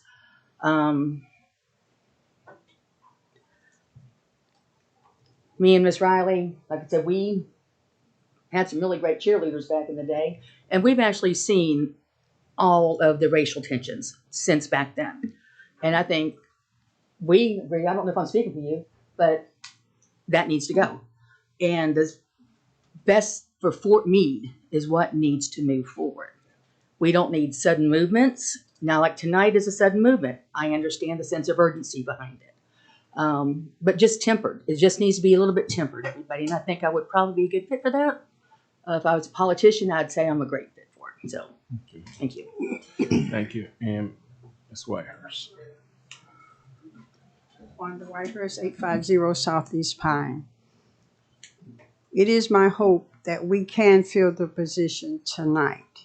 If that does not happen, it is my suggestion that the commission would find a way to get together before our next meeting, which is on the 9th of December. I don't know what your schedules look like. I don't know what time you have available. But I think it's in our best interest for us to try to come together as a commission first.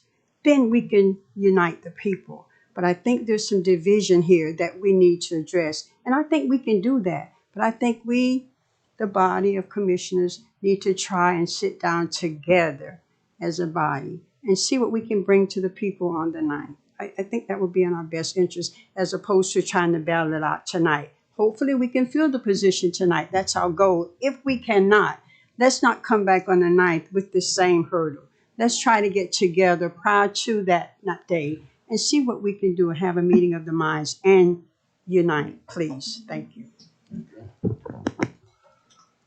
Okay, so we have a motion and a second.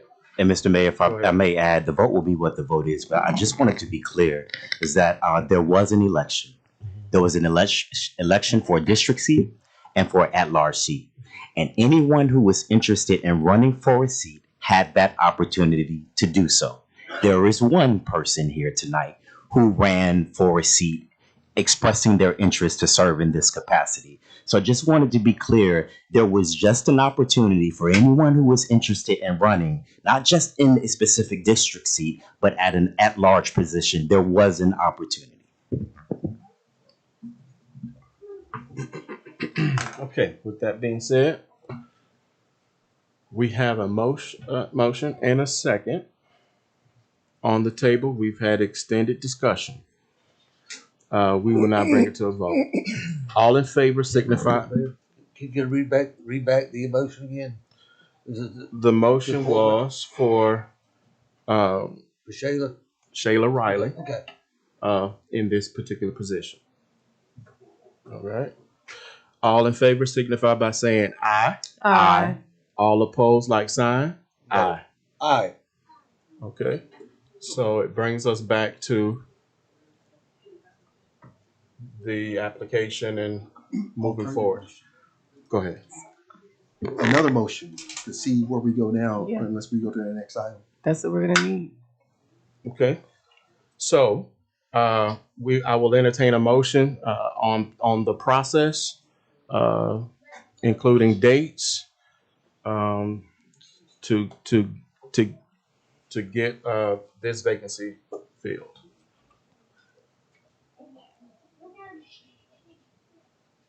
All right. Well, my idea is, or my suggestion is that we have a motion in which we have I would suggest a 48-hour window in which individuals can make themselves known as to their willingness to serve. We've heard from the individuals that were here present, but we also had other individuals who also ran, who are not present and may or may not have been aware of this process.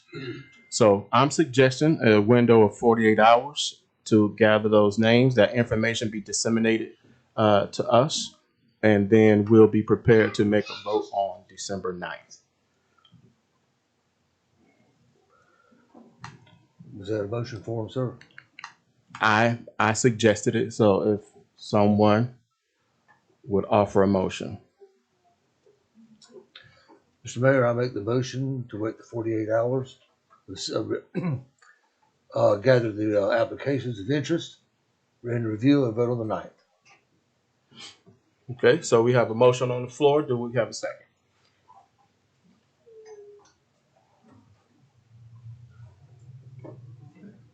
We do not have a second, so that failed. You can second. Thank you for that. But if we didn't get a second, then it's still gonna fail. Yeah, so, okay, Go. all right. So as you can see, what can happen when we have Correct. even numbers. Mhm. And the items that I had planned on putting on the agenda that are staff related and city business related for December 9th, I can see we're gonna have problems right now, okay? And so, you know, here's what I'd recommend. If someone can just maybe move a little bit just to get to the point where we can Do business. do business. Now, I understand the application system, and I understand that, but that's not, you don't have to do that. Okay? You just bring names. You can be as informal as you want, you can be as formal as you want. But you must do something. You can delay it, until the 9th. You can delay it till the 16th. But the further we move past tonight, it will be substantially difficult for us to get a quorum. Now, here's what I think might happen the further we get into this month.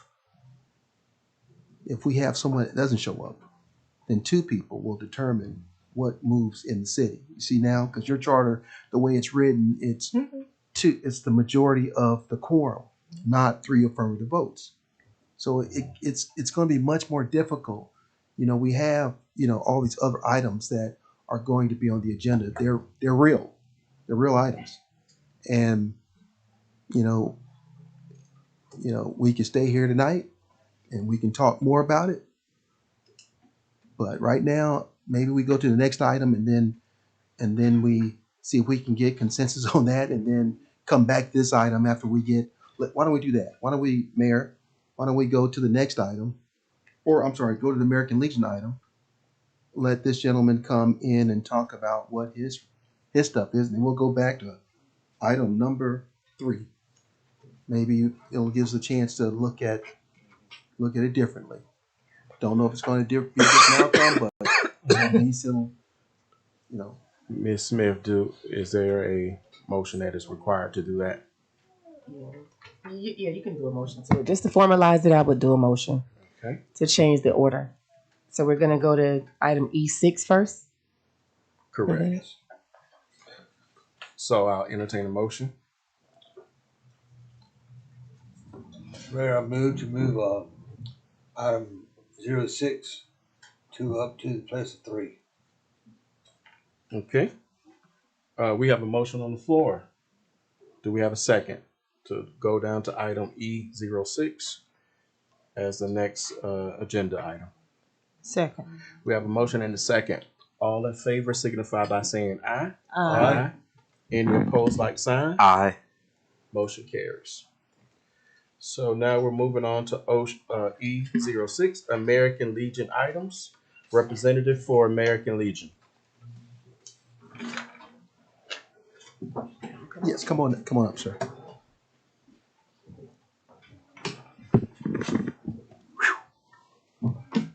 Thompson Timothy L. 711 North Nashua Avenue in beautiful Fort Meade, Florida. First of all, let me say I'm an independent. We'll start there, just to lighten the load. Okay, I got nothing radical. Actually, I got some fun ideas that I want to run by you guys and get your blessing and figure out what we can do. I'm new here. I just bought a house in March, and the only three people I know in this place is Sam, Tim, and Cindy. And I have no idea who the rest of you are. I don't know who the players are, so I don't know who to go to. So I figured I'd just start at the top. Let's start with a fun thing to begin with. The American Legion, Post 23. We want to bring a circus to town. And we're looking at doing it on the 20th, the 21st, and the 22nd of February. So it's a few days out. Now, I've never ever put on a circus in a town, so I don't know who to talk to. Do I talk to the road commissioner? Do I talk to the planning commissioner? Do I talk to the permit commissioner? I need your help to point me in the right direction if you guys think it's a good idea to bring a circus. Now I'm talking elephants, and I'm talking giraffes, and I'm talking clowns and jugglers and a big top. A full-blown circus. And in addition to that, I would like to propose that we have a circus procession. And that would be where the circus brings the, what do you call it, the calliope, the music wagon. And we have a procession starting at the museum and come up Main Street and then turn up and go up to the American Legion. Now it is a procession, like a funeral. So we don't need to close the roads. All the elephants would stay in their lane. The only thing we would do is we would not impede any southbound traffic. They could just zip right along as normal. We might slow down northbound traffic.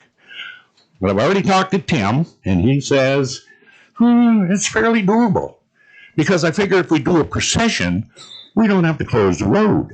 We don't have to get a state permit to close 17 and go through all that hassle, because it's a procession. Or it's like an army convoy. Sorry, I have a question, and I want you to continue.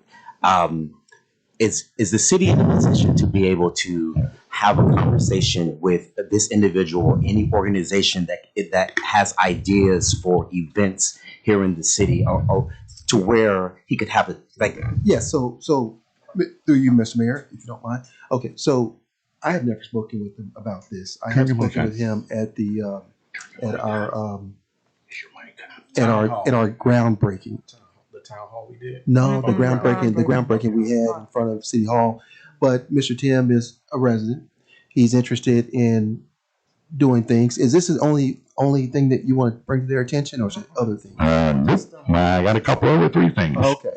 So, all right. So I can speak with Mr. Tim about this because we do have a process, and definitely a circus would be something that we could, as long as there's property for it, and there's a process. But there's a defined process. I'll work with Mr. Tim and get that squared away. But he's got other stuff in there, and I'm not sure what else it is. If he feels more comfortable, we can meet in the morning around 8:30 Tomorrow? Morning, yeah. That's Thursday. Yeah.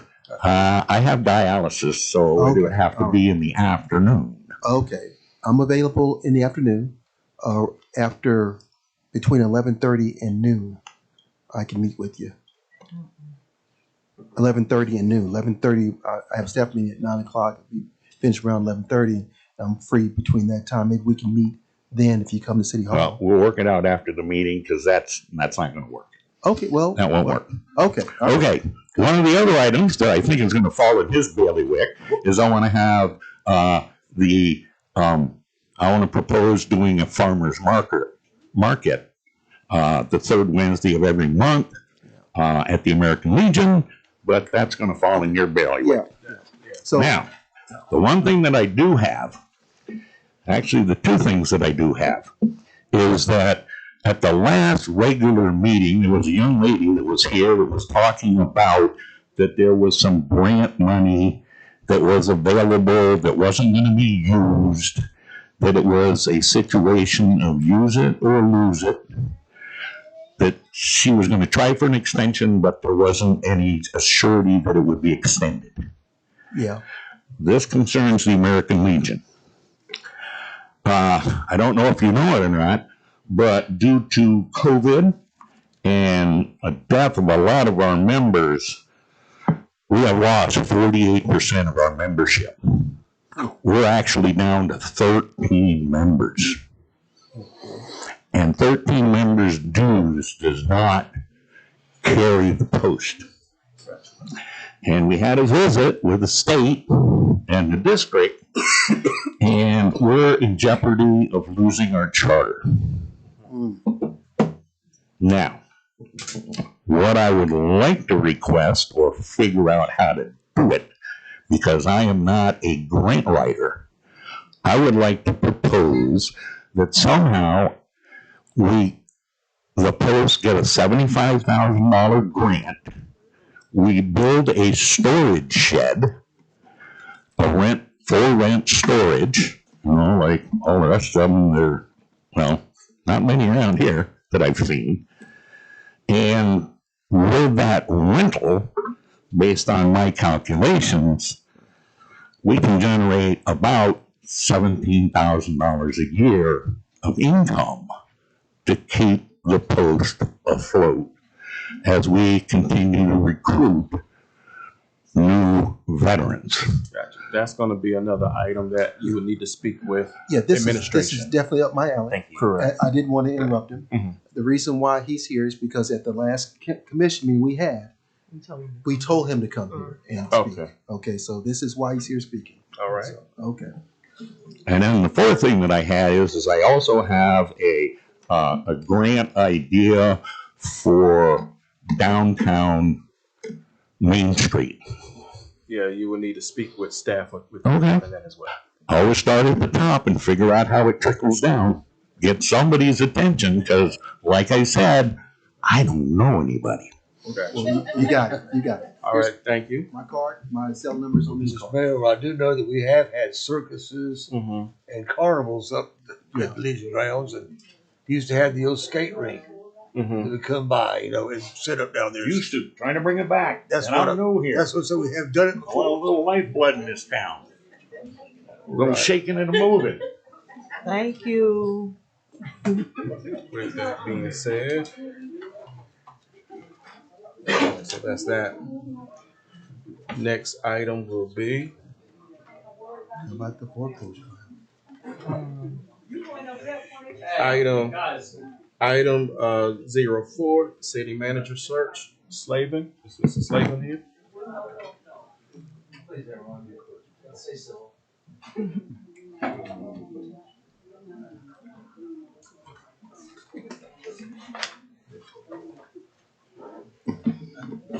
Mayor, Commissioners, good evening. I don't know how to follow a good part of what has gone on tonight, but I know that I have conducted a nationwide search for the next city manager of Fort Meade. That process was pretty comprehensive. We did outreach nationally. We contacted people who are qualified and are hopeful of enticing to submit their resumes. We advertised in city managers association related publications and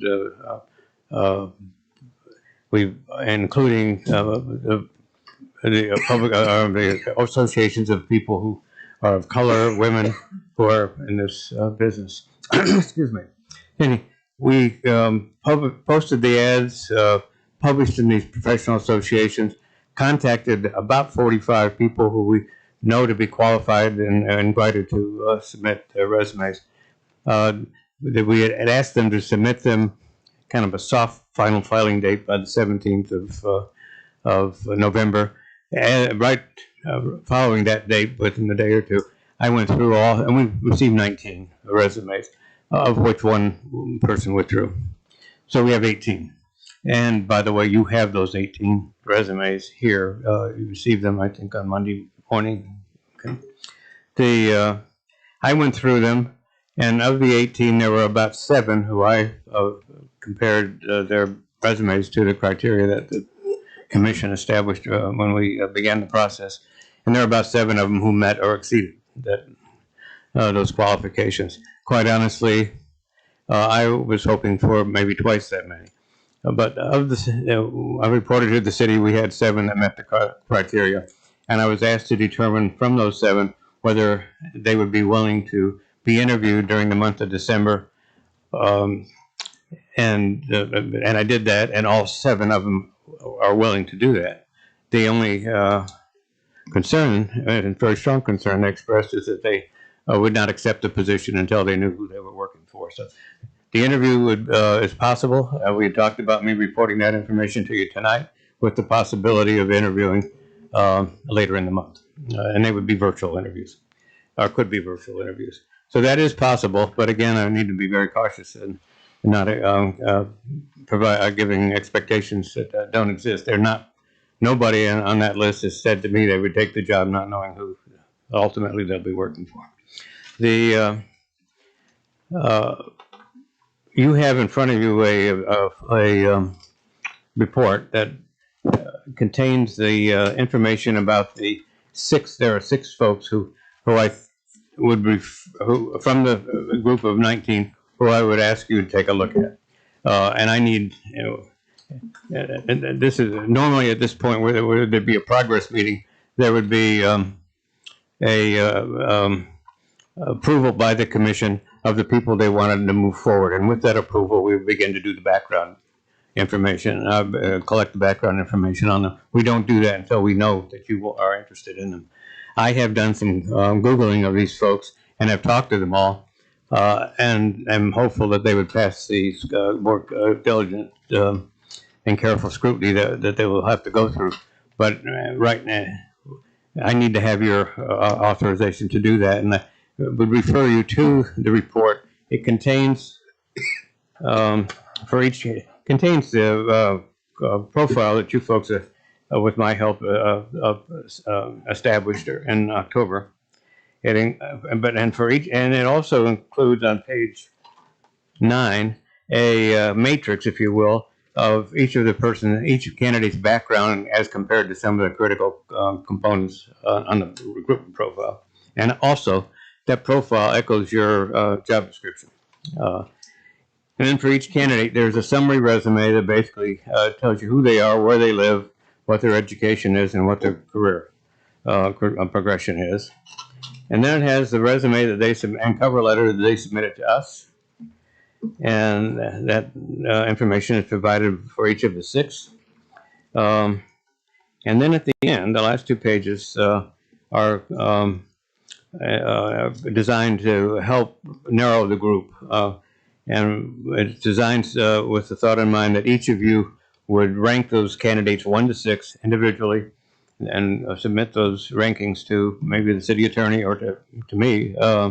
And we would tally them and determine which, if any, of the 6 you're interested in conducting informal interviews with.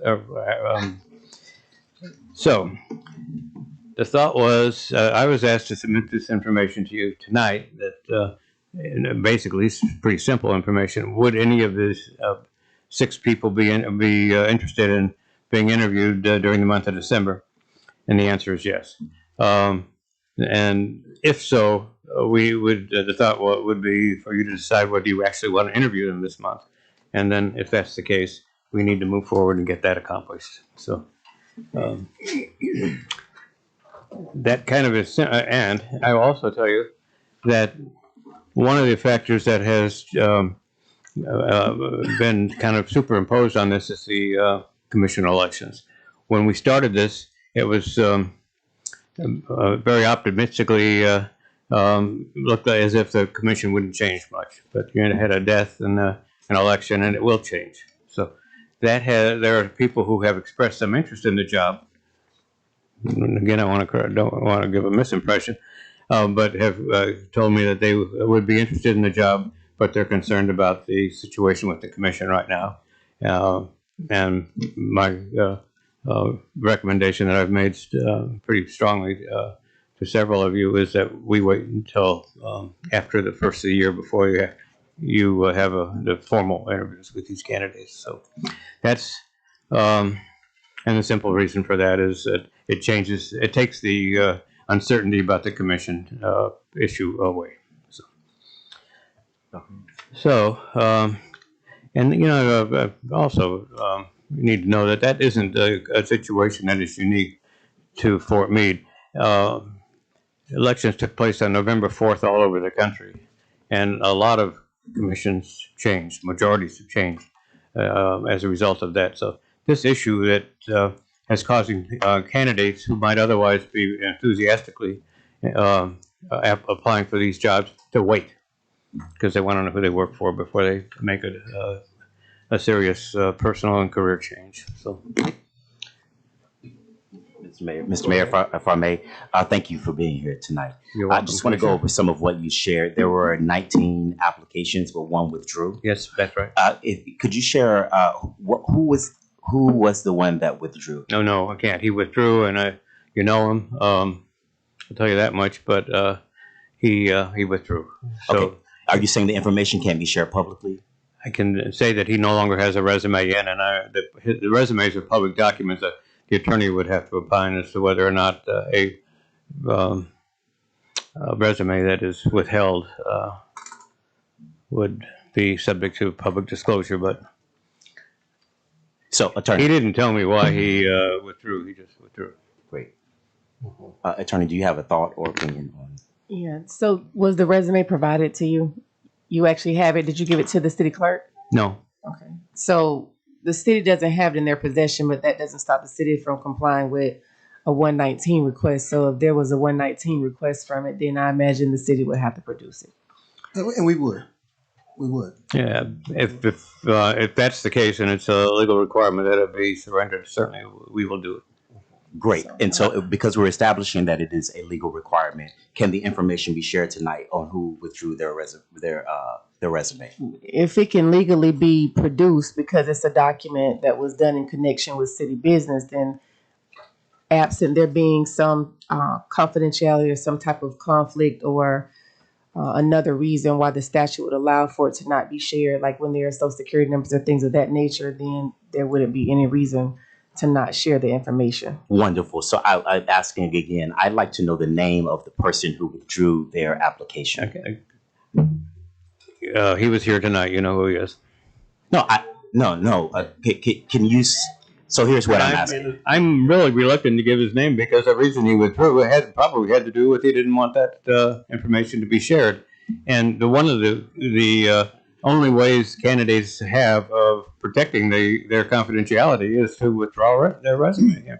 When they do it, still don't know whether it's considered a legal document. I've had worked in this state for a long period of time, and I have never had it. Thank you. So, City Manager, I'm going to ask you, because this process, as Bob, I've shared with you on the phone last week, as well as I shared with you this week, I feel like almost I need to be Edwin Moses or another hurdle jumper in order to get the information that I'm asking for. And I don't understand the why. So I've asked a question, right? And you all have given me clarity. And so if there is a reason as to why I can't receive that information tonight, I will accept that if there is a legal reason. If there is not a legal reason as to why I'm asking the information that was shared in the beginning, why I can't receive that, then please shed light. It's public record, man. Okay. And we will give it to you. Just let us get a chance to look at the resume to make sure that there's nothing in there that's exempt. For example, my resume, my address, my telephone number is exempt from public records. And so before we release something, we want to make sure that we go through the redaction process. That includes the city attorney. So, okay. And I know, I think I understand you want to know the name. I don't know the name of the person, okay? And I will give it to you, and I will tell you who it is. But I will expedite this first thing in the morning if you let me. Absolutely. And just for clarity, I am not asking for a resume to be presented to me tonight. I asked for a name of the individual who withdrew. I didn't ask for their social security number. I didn't ask for their address. I asked for their name. Okay. The name I would be willing to give you privately, but not publicly. This is a public meeting, and the person withdrew. And I think at least we owe it to him. If the name is going to be made public, we owe it to him to know that's going to happen before it happens. Yes, sir. I don't agree with that. Well, I can't help that. Okay. Also, let me be clear for the commission as well. I also don't agree with the recommendations that are made here. And so where there, I think, are 6 names that are in this book, I have very high concerns about how this process took place and the names that were submitted. So what I would hope is that we look at the entire. Were we giving them all tonight? My apologies. Yes. Okay. Thank you. Yes. Okay. Thank you, Mr. President. Thank you. And just for the record, so the name cannot be given tonight. The name will not be given tonight publicly. Not by me.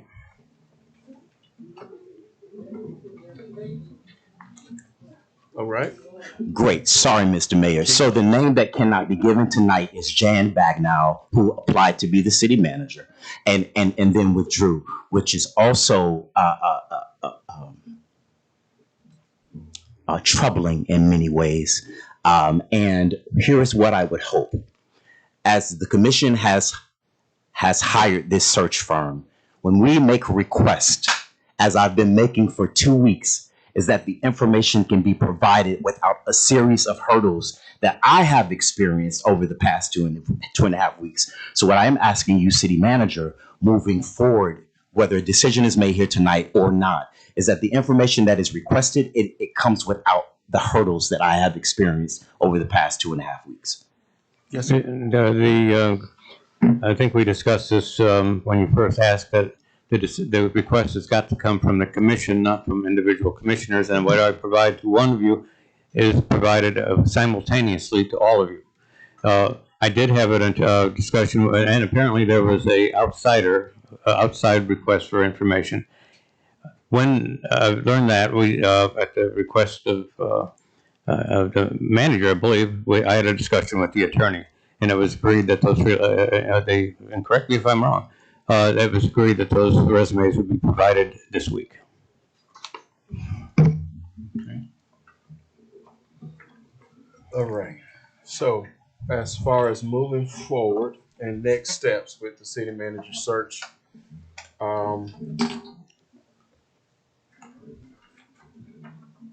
have you all had time to review? I mean, I have, and Mr. Slavin, you may have said it, but so much has been said tonight. How did you come about narrowing the search down to the 6 that you've provided here in the binder away from the 19? The first, beginning on page 1 of this document is a recruitment profile that was set up as a result of the discussions I had with you folks and the city job description. I used that information and the resumes submitted and cover letters submitted by the candidates and compared the two. And again, I was hopeful that we would have twice as many as we have, but we don't. And so the question then is from you folks, from the city to me, was do we have a sufficient quantity of and quality of resumes to move forward with interviews this month. And that became a request to me to find out from the candidates whether or not they would be willing to undergo an interview this month. It doesn't mean that you would select them or that, but my concern has always been that we're at an awkward situation with the change in the commission that may be keeping others from applying. Okay. Thank you. All right. Okay. So with that being said, you may want to spend some time with that. I need to know, in order to make the interviews work on this, I guess we were talking about the 16th, I need to know pretty soon whether or not those candidates, I need to say one other thing. One of those candidates is not available for interview until January. He's on he's working for a consulting firm that's a consultant to the armed forces, and he's in Germany on a special assignment, and he would not be available to be interviewed this month. It doesn't mean he's not interested, but that's McNall. That's okay right here.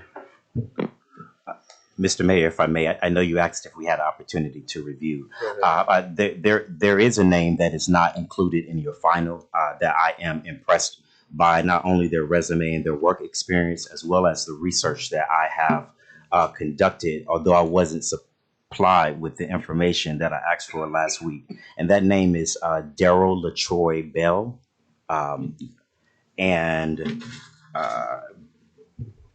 Based on the information that I've received and the research that I've done, I feel that he would be a great candidate for the city manager position. He could be. He applied after the review, the 17th of November review date. So he wasn't included because of the missed deadline. He didn't miss. This job is still open, but we had to set a date to get people to respond so that we could begin the process of narrowing the field. And we did begin that process, and his resume came in after that.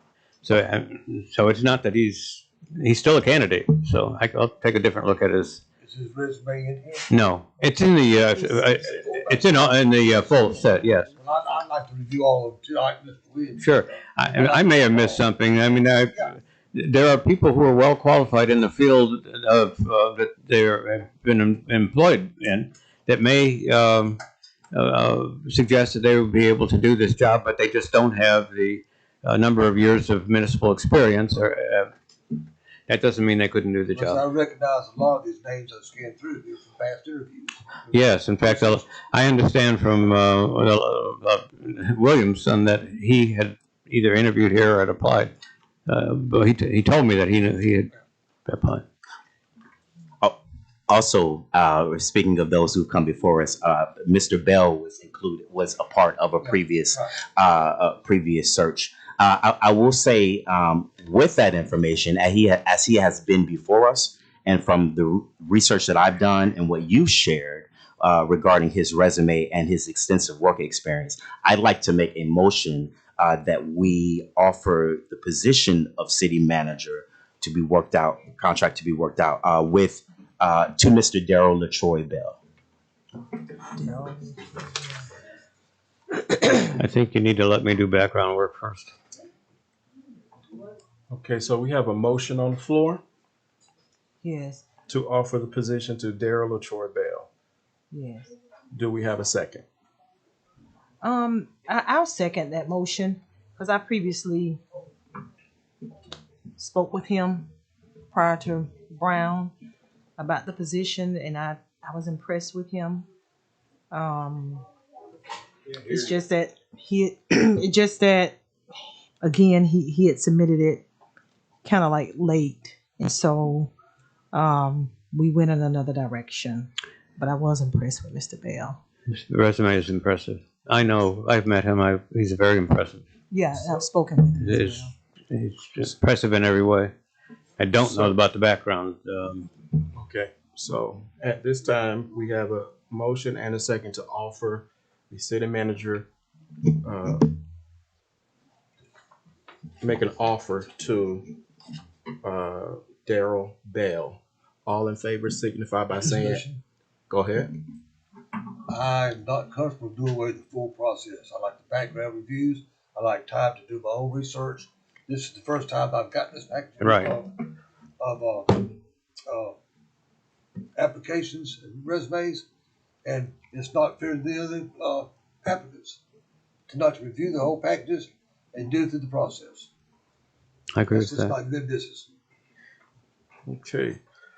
And if I may, Go ahead. Mayor, this is in reference to a conversation that was had before. Commissioner Watts, I think it is a bit disingenuous, as there have been times prior where the commission made a decision without the extensive process that you are requesting at this moment. I've never had conducted interview selection without this. Right. So we have a motion on the table to make the offer to bail and a proper second. All in favor signify by saying aye. Aye. Any opposed, like sign? Aye. Motion failed. All right. So with that being said,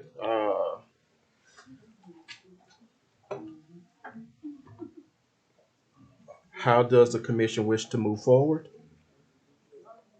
I believe he's asking for us to narrow it down. Are we going to wait and get go through this book?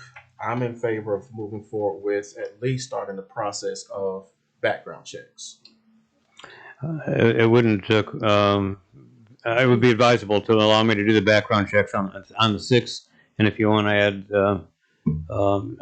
Troy Bell to it, I can also add that name to it. But I think they all need background work. I haven't done background work in any of them. I mean, I don't. So And this is a mixed group of people. I mean, if race is an issue, I don't think it will be an issue when you get into the background. Well, with the gentleman McNall, if he's off doing contract work, is he willing to no longer do contract work to be the full-time city manager? That contract apparently, if I understand him correctly, ends at the end of December. But he's in Germany, and whatever he's running a military base that is being run by a consulting firm. And I don't know whether it's because the time change, a difference in time is a problem or not, but he said it would be very hard for him to commit to being available for an interview. And I did tell him it would probably be a virtual interview. I could try to reach him again, but he was pretty adamant about it, that what he's doing now, he's got to give his full commitment to. And I know him. He was county manager in Hendry County and a city manager in Iowa, and he came out of law enforcement, I believe. Yeah, this right here says Hardee County. Yeah. Yeah. Okay. All right. And with the background checks being conducted, are you recommending conducting the background checks of 1, 2, 3, 4, 5, 6, 7 individuals? Yes. There may be several, some of those people you're not at all interested in after you have the opportunity to go through them. But I'd rather have that work done. It may cost you a couple $100 that you wouldn't otherwise be spending. But I'd like to have that work done so that you can move forward without waiting for it to be done. There's only one in here that has only been an assistant city manager, and then I don't understand what administrative services director is. Could you speak to what that yes, well, I think I can, Mayor. type of work is? Yeah, she was basically an assistant city manager. I think we're talking about the same person. Yeah, it appears that And she's the only lady in the bunch. yeah, she. Wait a minute, page 20. She applied before. Yeah, that city went through a massive political change in the recent past, and almost everybody left. Almost every executive level position left. Gotcha. But what she was doing as administrative services director, if you look at the duties, they're very similar to an assistant city manager. This your requirements do not require that they be in a top job, but in a subordinate job would work. And Lauderhill Lakes is Broward County. It's a council manager government. She's got a master's degree. I've known of her. I don't know her. I've spoken to her fairly extensively on the phone relative to this job. I think she ought to stay in. Gotcha. I'm of the position if they're not in the top role, then we should move with the rest of the options. Mr. Mayor, I have concern about the options. If what was just stated, as well as by Bob, is that Mr. Bell is highly qualified. He is not a part of these options. So are there other names that are in this package that are also highly qualified and are not a part of the options that are here? So my understanding of the way the search went is based on the criteria. These are the ones that were presented that meet the criteria that I participated in that process with. Yes, they met. The screening was done right after the 17th. The reason that Mr. Bell isn't here is because he submitted his interest after that November 15th deadline. Doesn't mean he couldn't couldn't catch up. That's exactly right. And so when I counted that number, I counted one. Yes. I counted Bell, Williamson, Morris. I even counted McNall, although there's reservations regarding the commitment level and additional work that he has his hands in.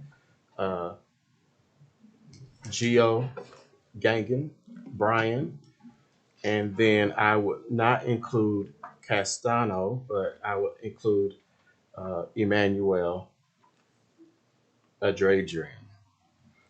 So that would be 1, 2, 3, 4, 5, 6. 6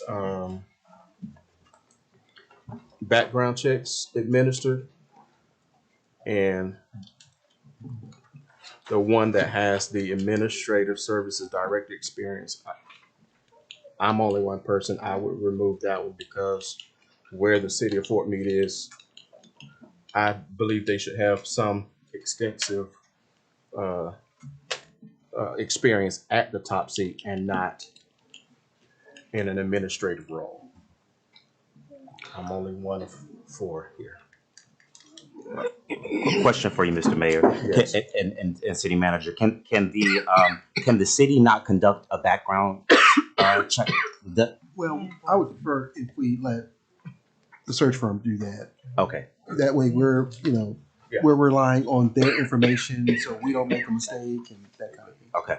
If you want to do a separate inquiry, there's nothing keeping you from doing it. My strong request is that if you're going to contact current employers, that you let the candidate know you're going to do it first, because you could get somebody fired. One of the situations that has bothered me about this is we're getting most of these people are people who either have just given up their job and are not working now, and not a lot of people who we actually targeted that are working, and we wanted them to consider this as a professional opportunity. We didn't get a lot of that, and I think that's probably a result of elections. Not just what happened, but the fact that they were upcoming. People are reluctant to give up jobs, make commitment to move families, and then, in fact, one of these candidates lost a job recently because he accepted it and an election occurred, and he was told that he didn't, that the new commission didn't want the candidate who the previous commission selected, not because there was anything wrong with him, but because that was the way the politics in that community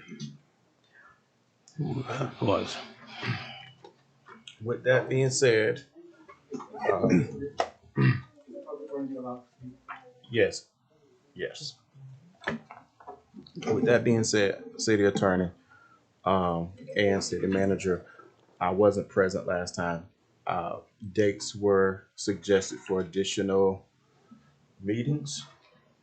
Yeah, so we and that landscape is changing as well. Okay. But December 9th, definitely we're going to have a regular meeting. We have a number of business items on that agenda on the 16th. We might need the 16th. Can we deal with that on the back end of the? I The didn't. reason why I suggested dates is because we need to give him direction when we want to hear at what point. What's the length of time you think it would take for the background checks?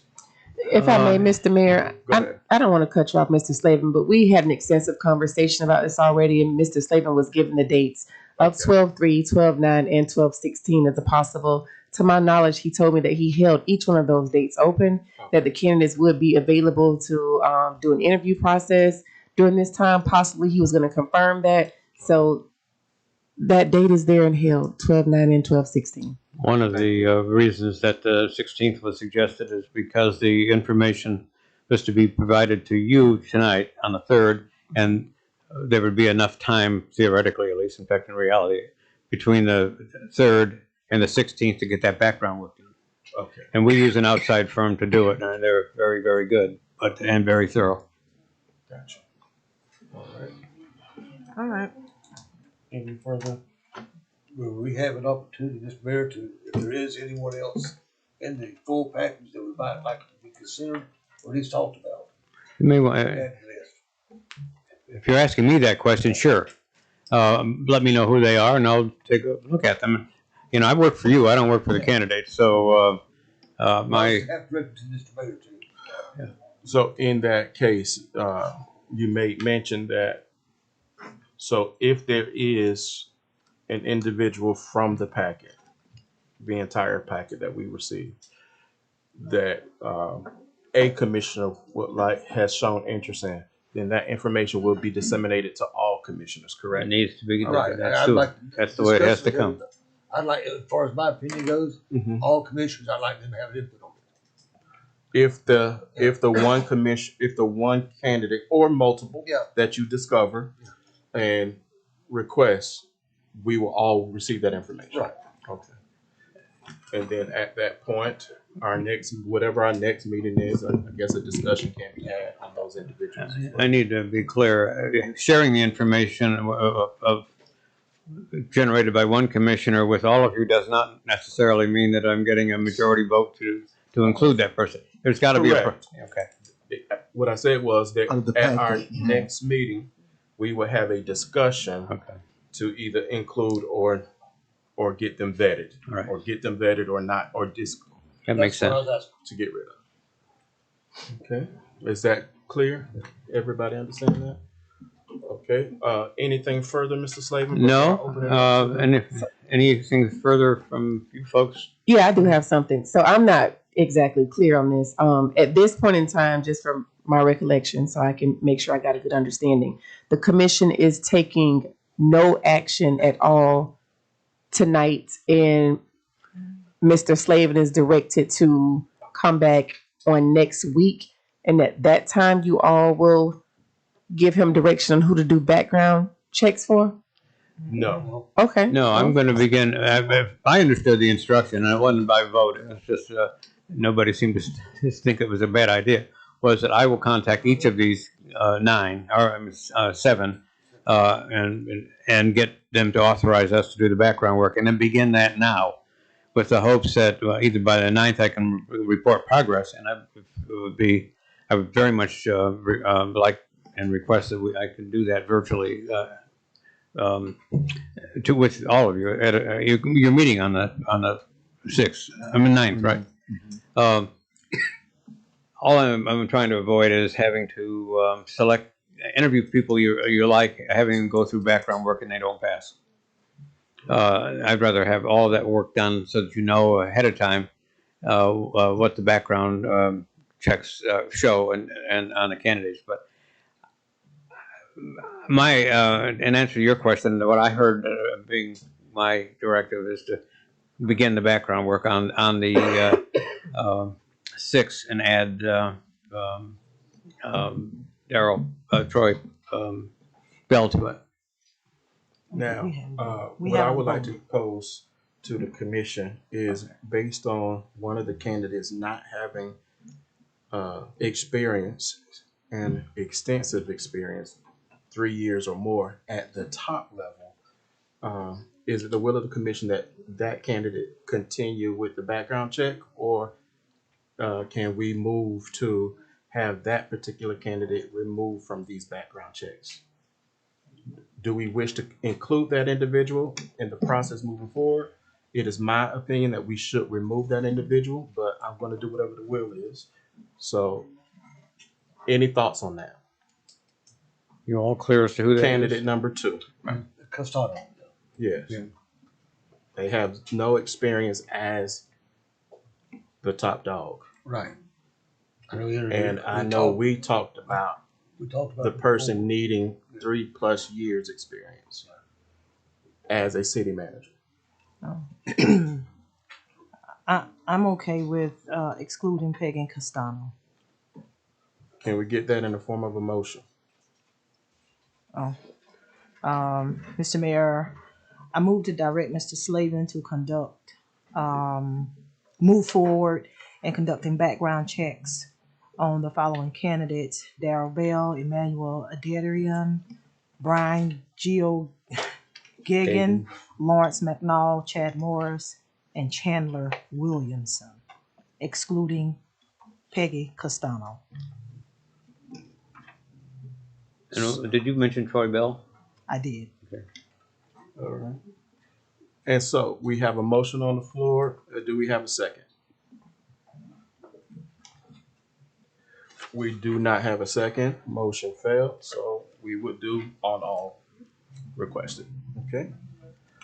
Now with that, if nothing further from our attorney, Mr. Slavin, I want to open it up to the public. Thank you, Mr. Slavin. Thank you. And you might just want to just wait to the side. They may have a question for you. Be by the door, okay? Okay. Greg King, 1214 West Lake Buckeye Drive, Winter Haven. Fort Meade native, never stepped to the podium, but I want to say this, and you guys know I worked at the city, blah, blah, blah. The one thing, I'm back now, I'm going to be active in the community. What will never happen again is we will have someone that we pay, this will never happen in this chamber again, that we pay, that's protecting someone outside of the city. I have been working in government for over 30 years, and I have never seen a city in my life pay someone for a job and they protect an outsider. For far too long, people have disrespected Fort Meade. And if anyone, I'm not going to point you out, Mr. Slavin, thinks they can walk back up in this city and say they're going to protect an applicant who's underqualified, can't even use Excel, ran the city into the ground, when a city commissioner who is paying you in front of the citizens and say, I'm not going to give you public information, not in this town. So you are on notice that it's over. Don't you ever, I don't care who it is, and I know I'm not Mr. Watt's favorite person in the world, step to this podium and someone asks on this commission for information and you're protecting the outside with public information. Just know that won't be accepted again. Thank you. Anyone else care to speak on this matter? None? Okay.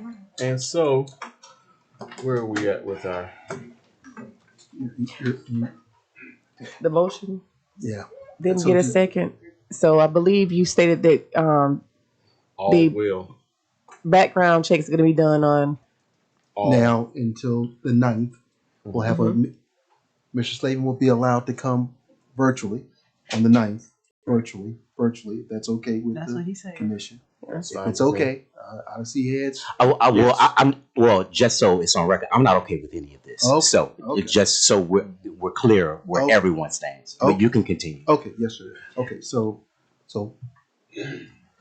there's a motion. There's a second.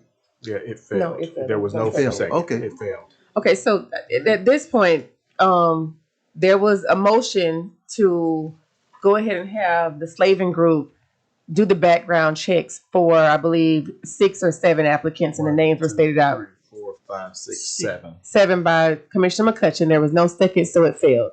So at this time, we would need a. So I apologize. It was not for 7. It was for 6. Removing Castano, that failed. So then I then said we would get all 7 done. So do we need a motion? We need a motion. Okay. Let's entertain a motion to direct the Slavin Group to perform background checks on all 7 recommended candidates, including which includes Daryl LaTroy Bell. So move. Okay, we have a motion.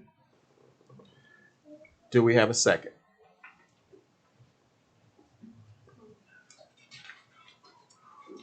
Second. So we have a motion and a second to provide, to move forward with background checks on Emmanuel A., Peggy C., Brian G., Lawrence McNall, Chad Morris, Chandler Williamson, and Daryl Bell. All in favor signify by saying aye. Aye. All opposed, like sign. Aye. Motion carries. All right. Okay. So for clarity purposes, and I have to say this, I'm sorry guys that this meeting is going a little bit longer, but this is very important. All right. We have to have a CEO at the helm. Mr. Brown's contract ends on December 27th. So I need to know the next steps, or Mr. Slavin needs to know the next steps. I understand that background checks are going to be started right now for those individuals whose names that were in the motion. Mr. Slavin, I can't direct Mr. Slavin to do anything. I don't have any of that power. But I would like to have some information on it and have some further discussion about how long that's going to take, that process, what specifically is going to happen on December 9th, because I need to urge this commission to ensure that we have a person in place or a plan, right? So there are other things that can be done. We have legal contracts that we're bound by. No one has asked anything about those, and that's fine if you don't have any questions about them. We went through it very extensively, I think, back in August, right? However, we need to make sure we have someone in place at the helm. There needs to be some plan that's formulated. So on December 9th, what is the plan? He's just coming back with those at that time? Is there a motion and a schedule that you're going to set forth and allow him to follow, where you're going to invite candidates in, you're going to interview them? I mean, how is this going to work? And note that this process is one that you hired him for.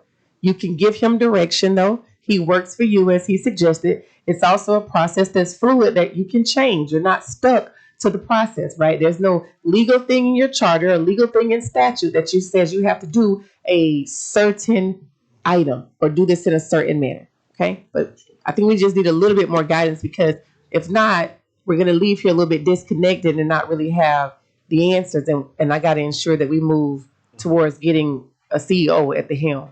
Correct, which is why, Mr. Mayor, I've stated my lack of confidence based on my experience with Mr. Bob. It's not personal. It is regarding requests that I have made and did not receive the information in the time that I asked it for. So stating, hey, on next Tuesday I have no confidence. What I do have confidence in is the information that is before us and making an informed decision on the information that is before us. If we are caught up in the background check, and I understand what we're saying, that the city would have to pay for it. The city has had to pay for a lot of things because of lack of inaction. So what I am stating, and if there needs to be a contingency or an addition, actually what I'd like to do is this. I'd like to make a motion that we hire Mr. Daryl LaTroy Bell pending a background search, the passing of a background search. So let me ask this to the attorney. The motion has been made. There has been a change in it, saying pending a background check. But if the motion has already been made and failed, do we continue to motion on the same thing? So remember, you guys have not adopted any rules specifically, right? So there's nothing in your charter that guides that, but you've kind of been going off of rules of parliament. So if you go off of rules of parliament, a motion that was failed can be brought back in the same meeting or at another meeting, right? A motion for reconsideration will require someone that was on the side who voted against it to bring it back for reconsideration, right? So it can be brought back. It doesn't get to be brought back over and over. Then at that point, you as the chair would say that this is something that is being repetitive, right? So we're going to bring that back, not going to continue to bring that back, but this is the second time. Also, you can also bring it back if there is a change, and there has been a change, or if there is new material, something that the commission has talked about that's come out before that you didn't have when the motion was made initially. So right now, it is permissible for that motion to be brought back for 2 reasons. Okay. So with that being said, there is a motion on the table. Is there a second?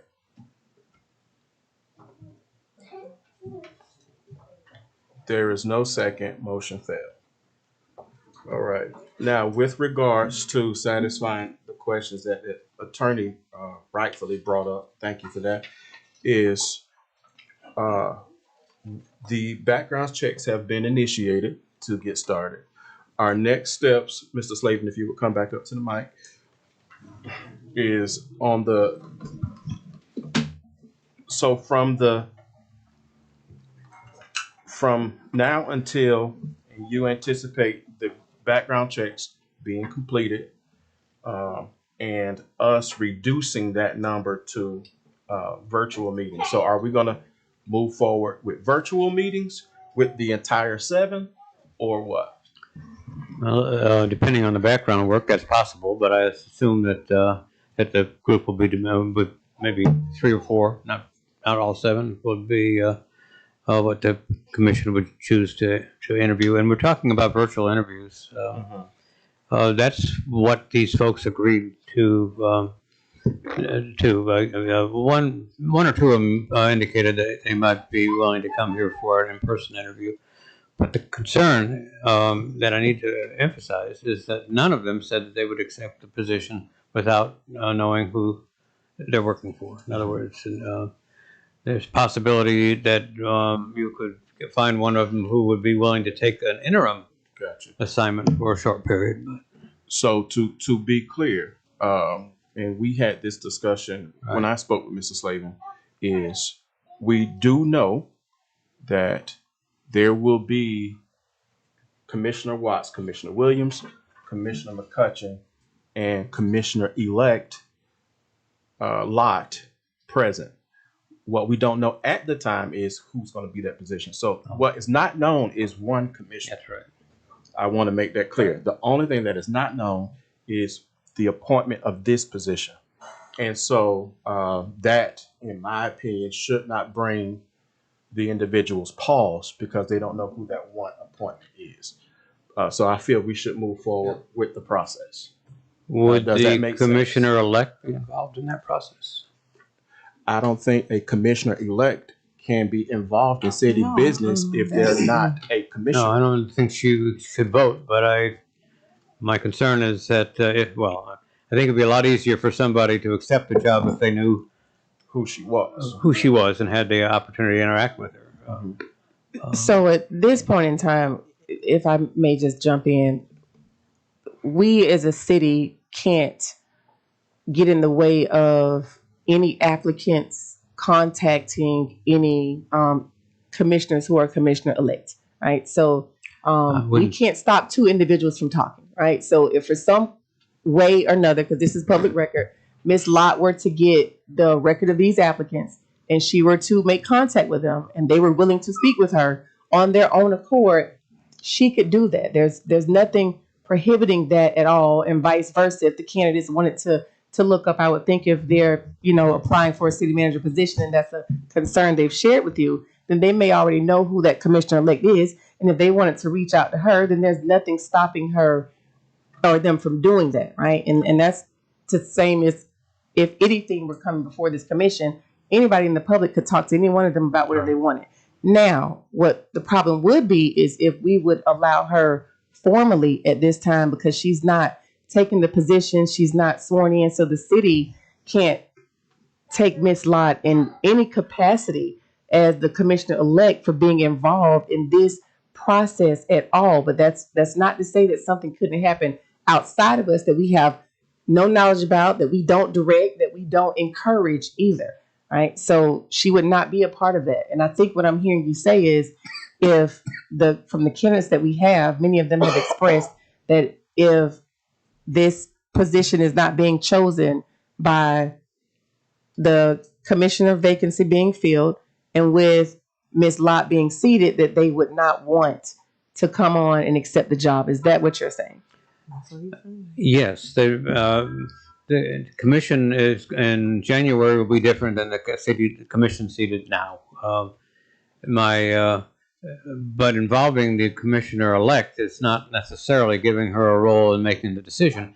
But if these are virtual interviews, why not let her watch them? Well, she can certainly watch them. I guess the better way to say it is this: Ms. Lott is within her right to exercise anything that she would like to at this point, such as participating in a meeting in person or virtual as a citizen and a resident. No question. And so she can do that. She wouldn't be allowed to come up and go and ask any questions or participate in that manner. But certainly she could be present in any capacity that she would like. Well, I think it would be helpful if she was able to witness the interviews, so she's hearing the candidates' responses to the questions the commissioners are asking. She would have no other role except to watch it, but she would at least be getting the benefit of having hearing the same information that the candidates are sharing with the commission. Are you proposing that these interviews be public or private? They have to be public. Okay, so that's what I'm stating. She can publicly come. So because this is not a private interview where they're going to come in a chamber one-on-one, they're going to talk with them, she's not precluded from, participating. She can come on her own accord and sit in the audience or however she chooses. We have an online application. She can do that however she wants. She just can't vote. Correct. And she can't ask But I don't anticipate her having any terrific or tremendous level of participation, but just as a witness. If she has some real positive or negative reaction to somebody, particularly a negative reaction, I'm sure she'll make that information. No, and I actually understand that in all candor. It's just the concern here is because you are contracted through the city, if you were to speak with Ms. Lott about this, it could almost be seen as the city is engaging with her to be able to give her this time with the applicants. So we can't do that. If Ms. Lott were to go back and watch this meeting, or if someone were to go back and tell Ms. Lott, or she were to go online and see this agenda and then come in on her own accord, that is perfectly fine. I think the commission, everybody here welcomes her to do that, like truly, but we just can't be seen as a city by engaging in a commissioner-elect in anything that has to do with duties that are solely relied on with the body that's sitting here right now. It would cause way too many legal challenges for us. So we would not be able to endorse that. Well, I'm not suggesting that take place, but I have been through a number of these where there are commissioner or council folks elect who, and the meeting and the interviews are public, and just sitting in the audience. Yeah. And having no other role except just witnessing. And I think to that end, we're saying the same thing. So she's certainly invited to do that. Yeah, and anything else that you would any more definitive role that you might want to assign to her, I would be the first person to say no, you can't do it. Okay, so I think we're ready to go. All right. Now, I don't know if we got down to what you suggested that we get that clarified. So I think we pretty much have something clarified as far as on December 9th at our regular meeting, you all, I'm assuming, are going to be presented with the background checks, or? Yeah, I'll give you the information I have at that point, and then based on that information, hopefully you'll feel comfortable narrowing that group further, or just agreeing to interview all of them. And then the way the schedule was described to me is today I would tell you who the 6 are, or whatever number are, and on the 9th, provide the background work, and on the 16th, you'll interview them either virtually or in person or some combination thereof. And that's a pretty what am I trying to say? Yes. It's got a lot of work's got to be done to make that happen.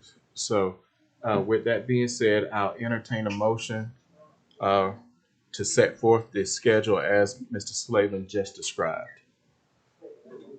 So move.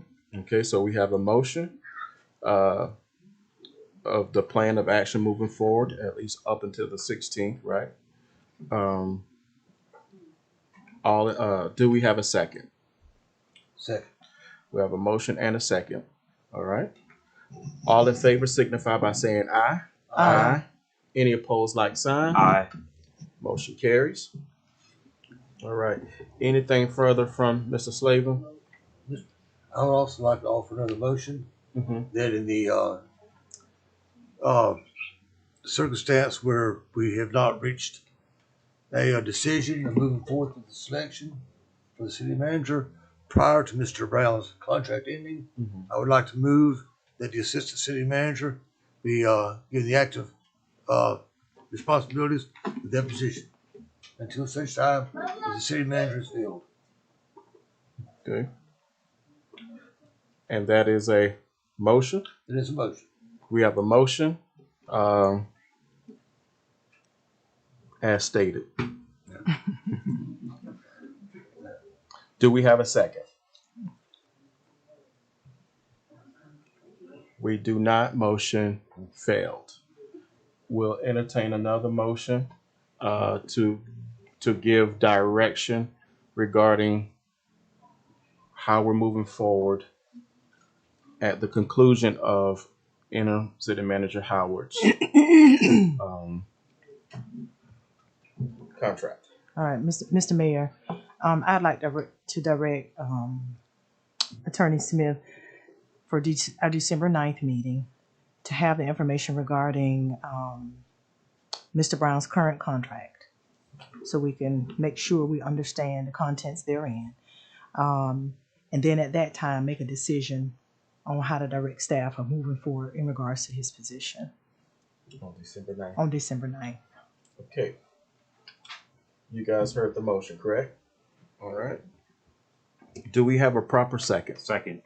So we have a motion to direct our city attorney to come back and have something prepared for us on the 9th with regards to the details of interim city manager Brown's contract.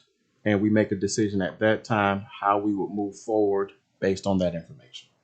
Correct. All right. If no further discussion, all in favor signify by saying aye. Aye. Any opposed, like sign? None. Motion carries. Okay. Now. Thank you, Mr. Slavin. Okay. Thank you, Mr. Slavin. Thank you very much. Thank you, sir. We'll talk to you next week. Thank you. All right. Number 5. Now we're going to move down to E05, City of Fort Meade versus Home Solutions LLC. Yes, so I believe at the last meeting, I let you guys know that we had a case that was in foreclosure that we were going to move towards a final judgment. Once I submitted that final judgment, it was kicked back. The judge stated that it could be removed and sent up to circuit court. Right now, it's sitting in county court. The reason why is because the judgment lien that we were asking for at the time was for less than $50,000. So the jurisdiction of the county court, circuit county court, is going to be $50,000 or less. And so anything that's over that would go up to another court. So what would happen at this time is you have two options. We could either remove the matter to circuit court, which could possibly incur additional fees, additional time. It will be assigned to another judge, and then we would look to get it set for a final hearing to get that property set for auction. The second option that you have is to keep it in county court right now and to reduce the amount of the lien down to the $50,000. So the county court judge would have jurisdiction to be able to set it for a final sale. At this time, I believe the judgment is for about $93,000.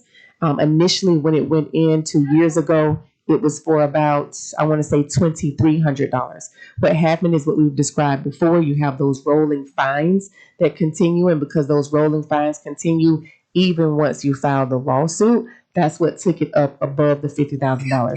So there's really no way for your prior attorney to probably have guessed how long it was going to take to see them all the way out through this process, because a lot of people ended up passing away, and you have different estates and all this other stuff that happens. So I don't think it was necessarily just a failure there. When it was filed, it was in the appropriate court with the appropriate jurisdiction. But because of how long it takes, and no attorney can tell you that when it's going to conclude, that's why the amount is so high. In light of you having a current lien amnesty program in place that allows for liens to be completely cleared out as long as they're brought into compliance, and allows for some hard costs to be waived with some circumstances, I would recommend that you consider keeping it in county court and taking it down to $50,000, because I don't think there are hard costs that are associated with this. I think those are just the rolling fines that were there. Sorry, attorney. I do have a question for you, and this is very important. Is it possible, because there's legal, that this could be discussed in an executive session? Yes. Okay. I mean, it is. Okay. I think it benefits the commission that we have this specific discussion in an executive session. Okay. And so what I would like to do is make a motion that I'm sorry. I'm sorry, a shade means what you're asking. That's correct. Okay. That we postpone this item for an executive session. Second. We have a motion and a second. I do have a question. Is there any time restraints around a decision? Well, I was given, I want to say 10 days by the judge to correct it, but what I could do is reach back out to the JA. I did tell them that because of how we have meetings set, I may not be able to make that, and I would need some additional time. So I'm pretty sure they'll just set it for a case management status, which would be into next year. So we would have some time before the judge took some action on it. Thank you. Okay. Thank you. So we have a motion and a second to arrange a shade meeting regarding this particular item, City of Fort Meade versus Home Solutions LLC. All in favor signify by saying aye. Aye. Any opposed, like sign? Aye. Motion carries. Okay. All right. So now we're going to revisit item E03. Revisit 03. Yes. We did not move on it. Right? Did I say that right? Okay. Oh. Okay. Okay. I was looking at the wrong one. All right. Any discussion around item 03? I'll start with you, Mr. Watts. Any discussion around item 03? None at this time. Commissioner Williams. No, I've there's been a motion made and didn't pass. I also made a motion and passed. I think what we were doing was best for the city and with time. And so that's all that I have to offer. Gotcha. Commissioner McCutcheon. I mean, I really don't have anything. I just didn't know we would come to this impasse.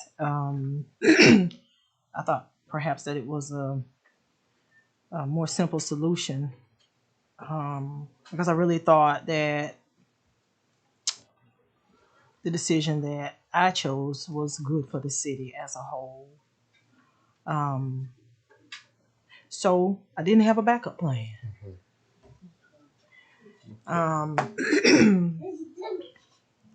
So I guess if there's a better solution, you can present it.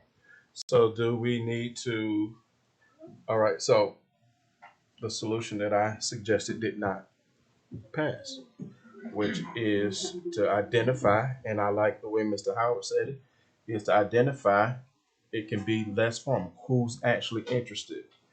Um, the reason why I suggest the application process is, to take it out of, hearsay. Just, I was excluded, I wasn't excluded. Because we know the rumor mill can get out there that, we're trying to do something secretive. So that's the reason why I suggested a application. And I went along with that application process. And Mr. Mayor, to offer to that, and I agree with you. I want to offer again. There was an open opportunity for anyone who wanted to run for two of these seats that existed less than a month ago. So there is not an exclusion of anyone. Everyone who qualified had an opportunity to run either at large or for a district seat. Okay, and so I see that as you suggested, I see that as another way. So that means we could then bring back to the table, I believe it was Mr. Hilliard, Ms. Riley, myself, and I can't think of Glenn Anderson. And we can make it an option, a choice out of those names. And Maurice. Thank you. And Maurice Nelson. At this time, hold on. Yes, sir. And so all I'm trying to do is make some sausage here. We got to come up with a plan. What I initially suggested failed. What was also suggested before failed. So what's going to be that happy medium? Mr. Mayor, can I have a clarification? Now, we had named as the people that had ran for office. Are we going to exclude the ones that? I didn't say anything about excluding. Well, I didn't say anything about excluding. What I said is I'm only entertaining his thought, what he just made. Okay. Yeah, as a possible way forward. But yeah, I did not exclude anybody others listed, who made correct. Okay. Yes. I'm just trying to come up with a way to get us to the next step. Not at this time. We're discussing.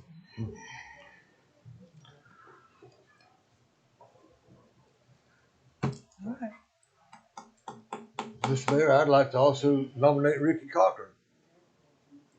Okay. All right, is that in the form of a motion? Yes. So we have a motion to appoint Rick Cochran, right? Is that what you're saying? Yes. To fill the vacancy in seat 1. Do we have a second?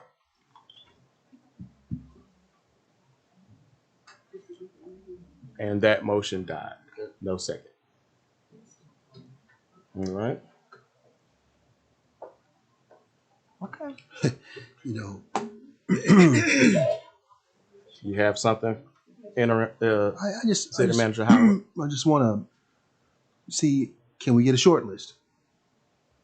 He just named them. Are we able? Okay, why don't we write them down on a sheet of paper, and then we go down and see who can get 2 votes, and let's just start at the top. Let's get that process going. I mean, I think we should do something because right now you're at impasse, and maybe somebody will move.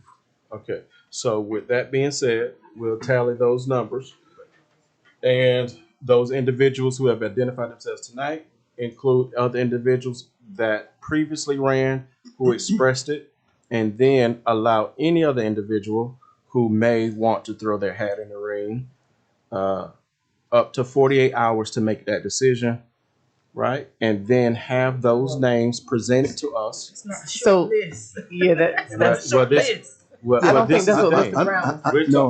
I'm sorry, Mayor, and I'll Go. be very clear. Go. I am saying, let's write on a list of a sheet of paper. Everybody that is here that said publicly they were interested, everybody you think that might be interested, and then we go down the list, and if we can't get the That's what I number, thought. and we discuss it right now. Let's do it now. And then we discuss it now, and then see if we can get to, maybe we can get to a decision tonight. If we can't, then we can, let's try. Let's just try. I mean, you have 8 people now interested. Great. You know. So with that said, Mr. Mayor, if we do take that position, is it possible we could take a 5-minute recess to write those Sure. names down and then come back? That allows me to use the restroom. Absolutely. We'll go into recess. It's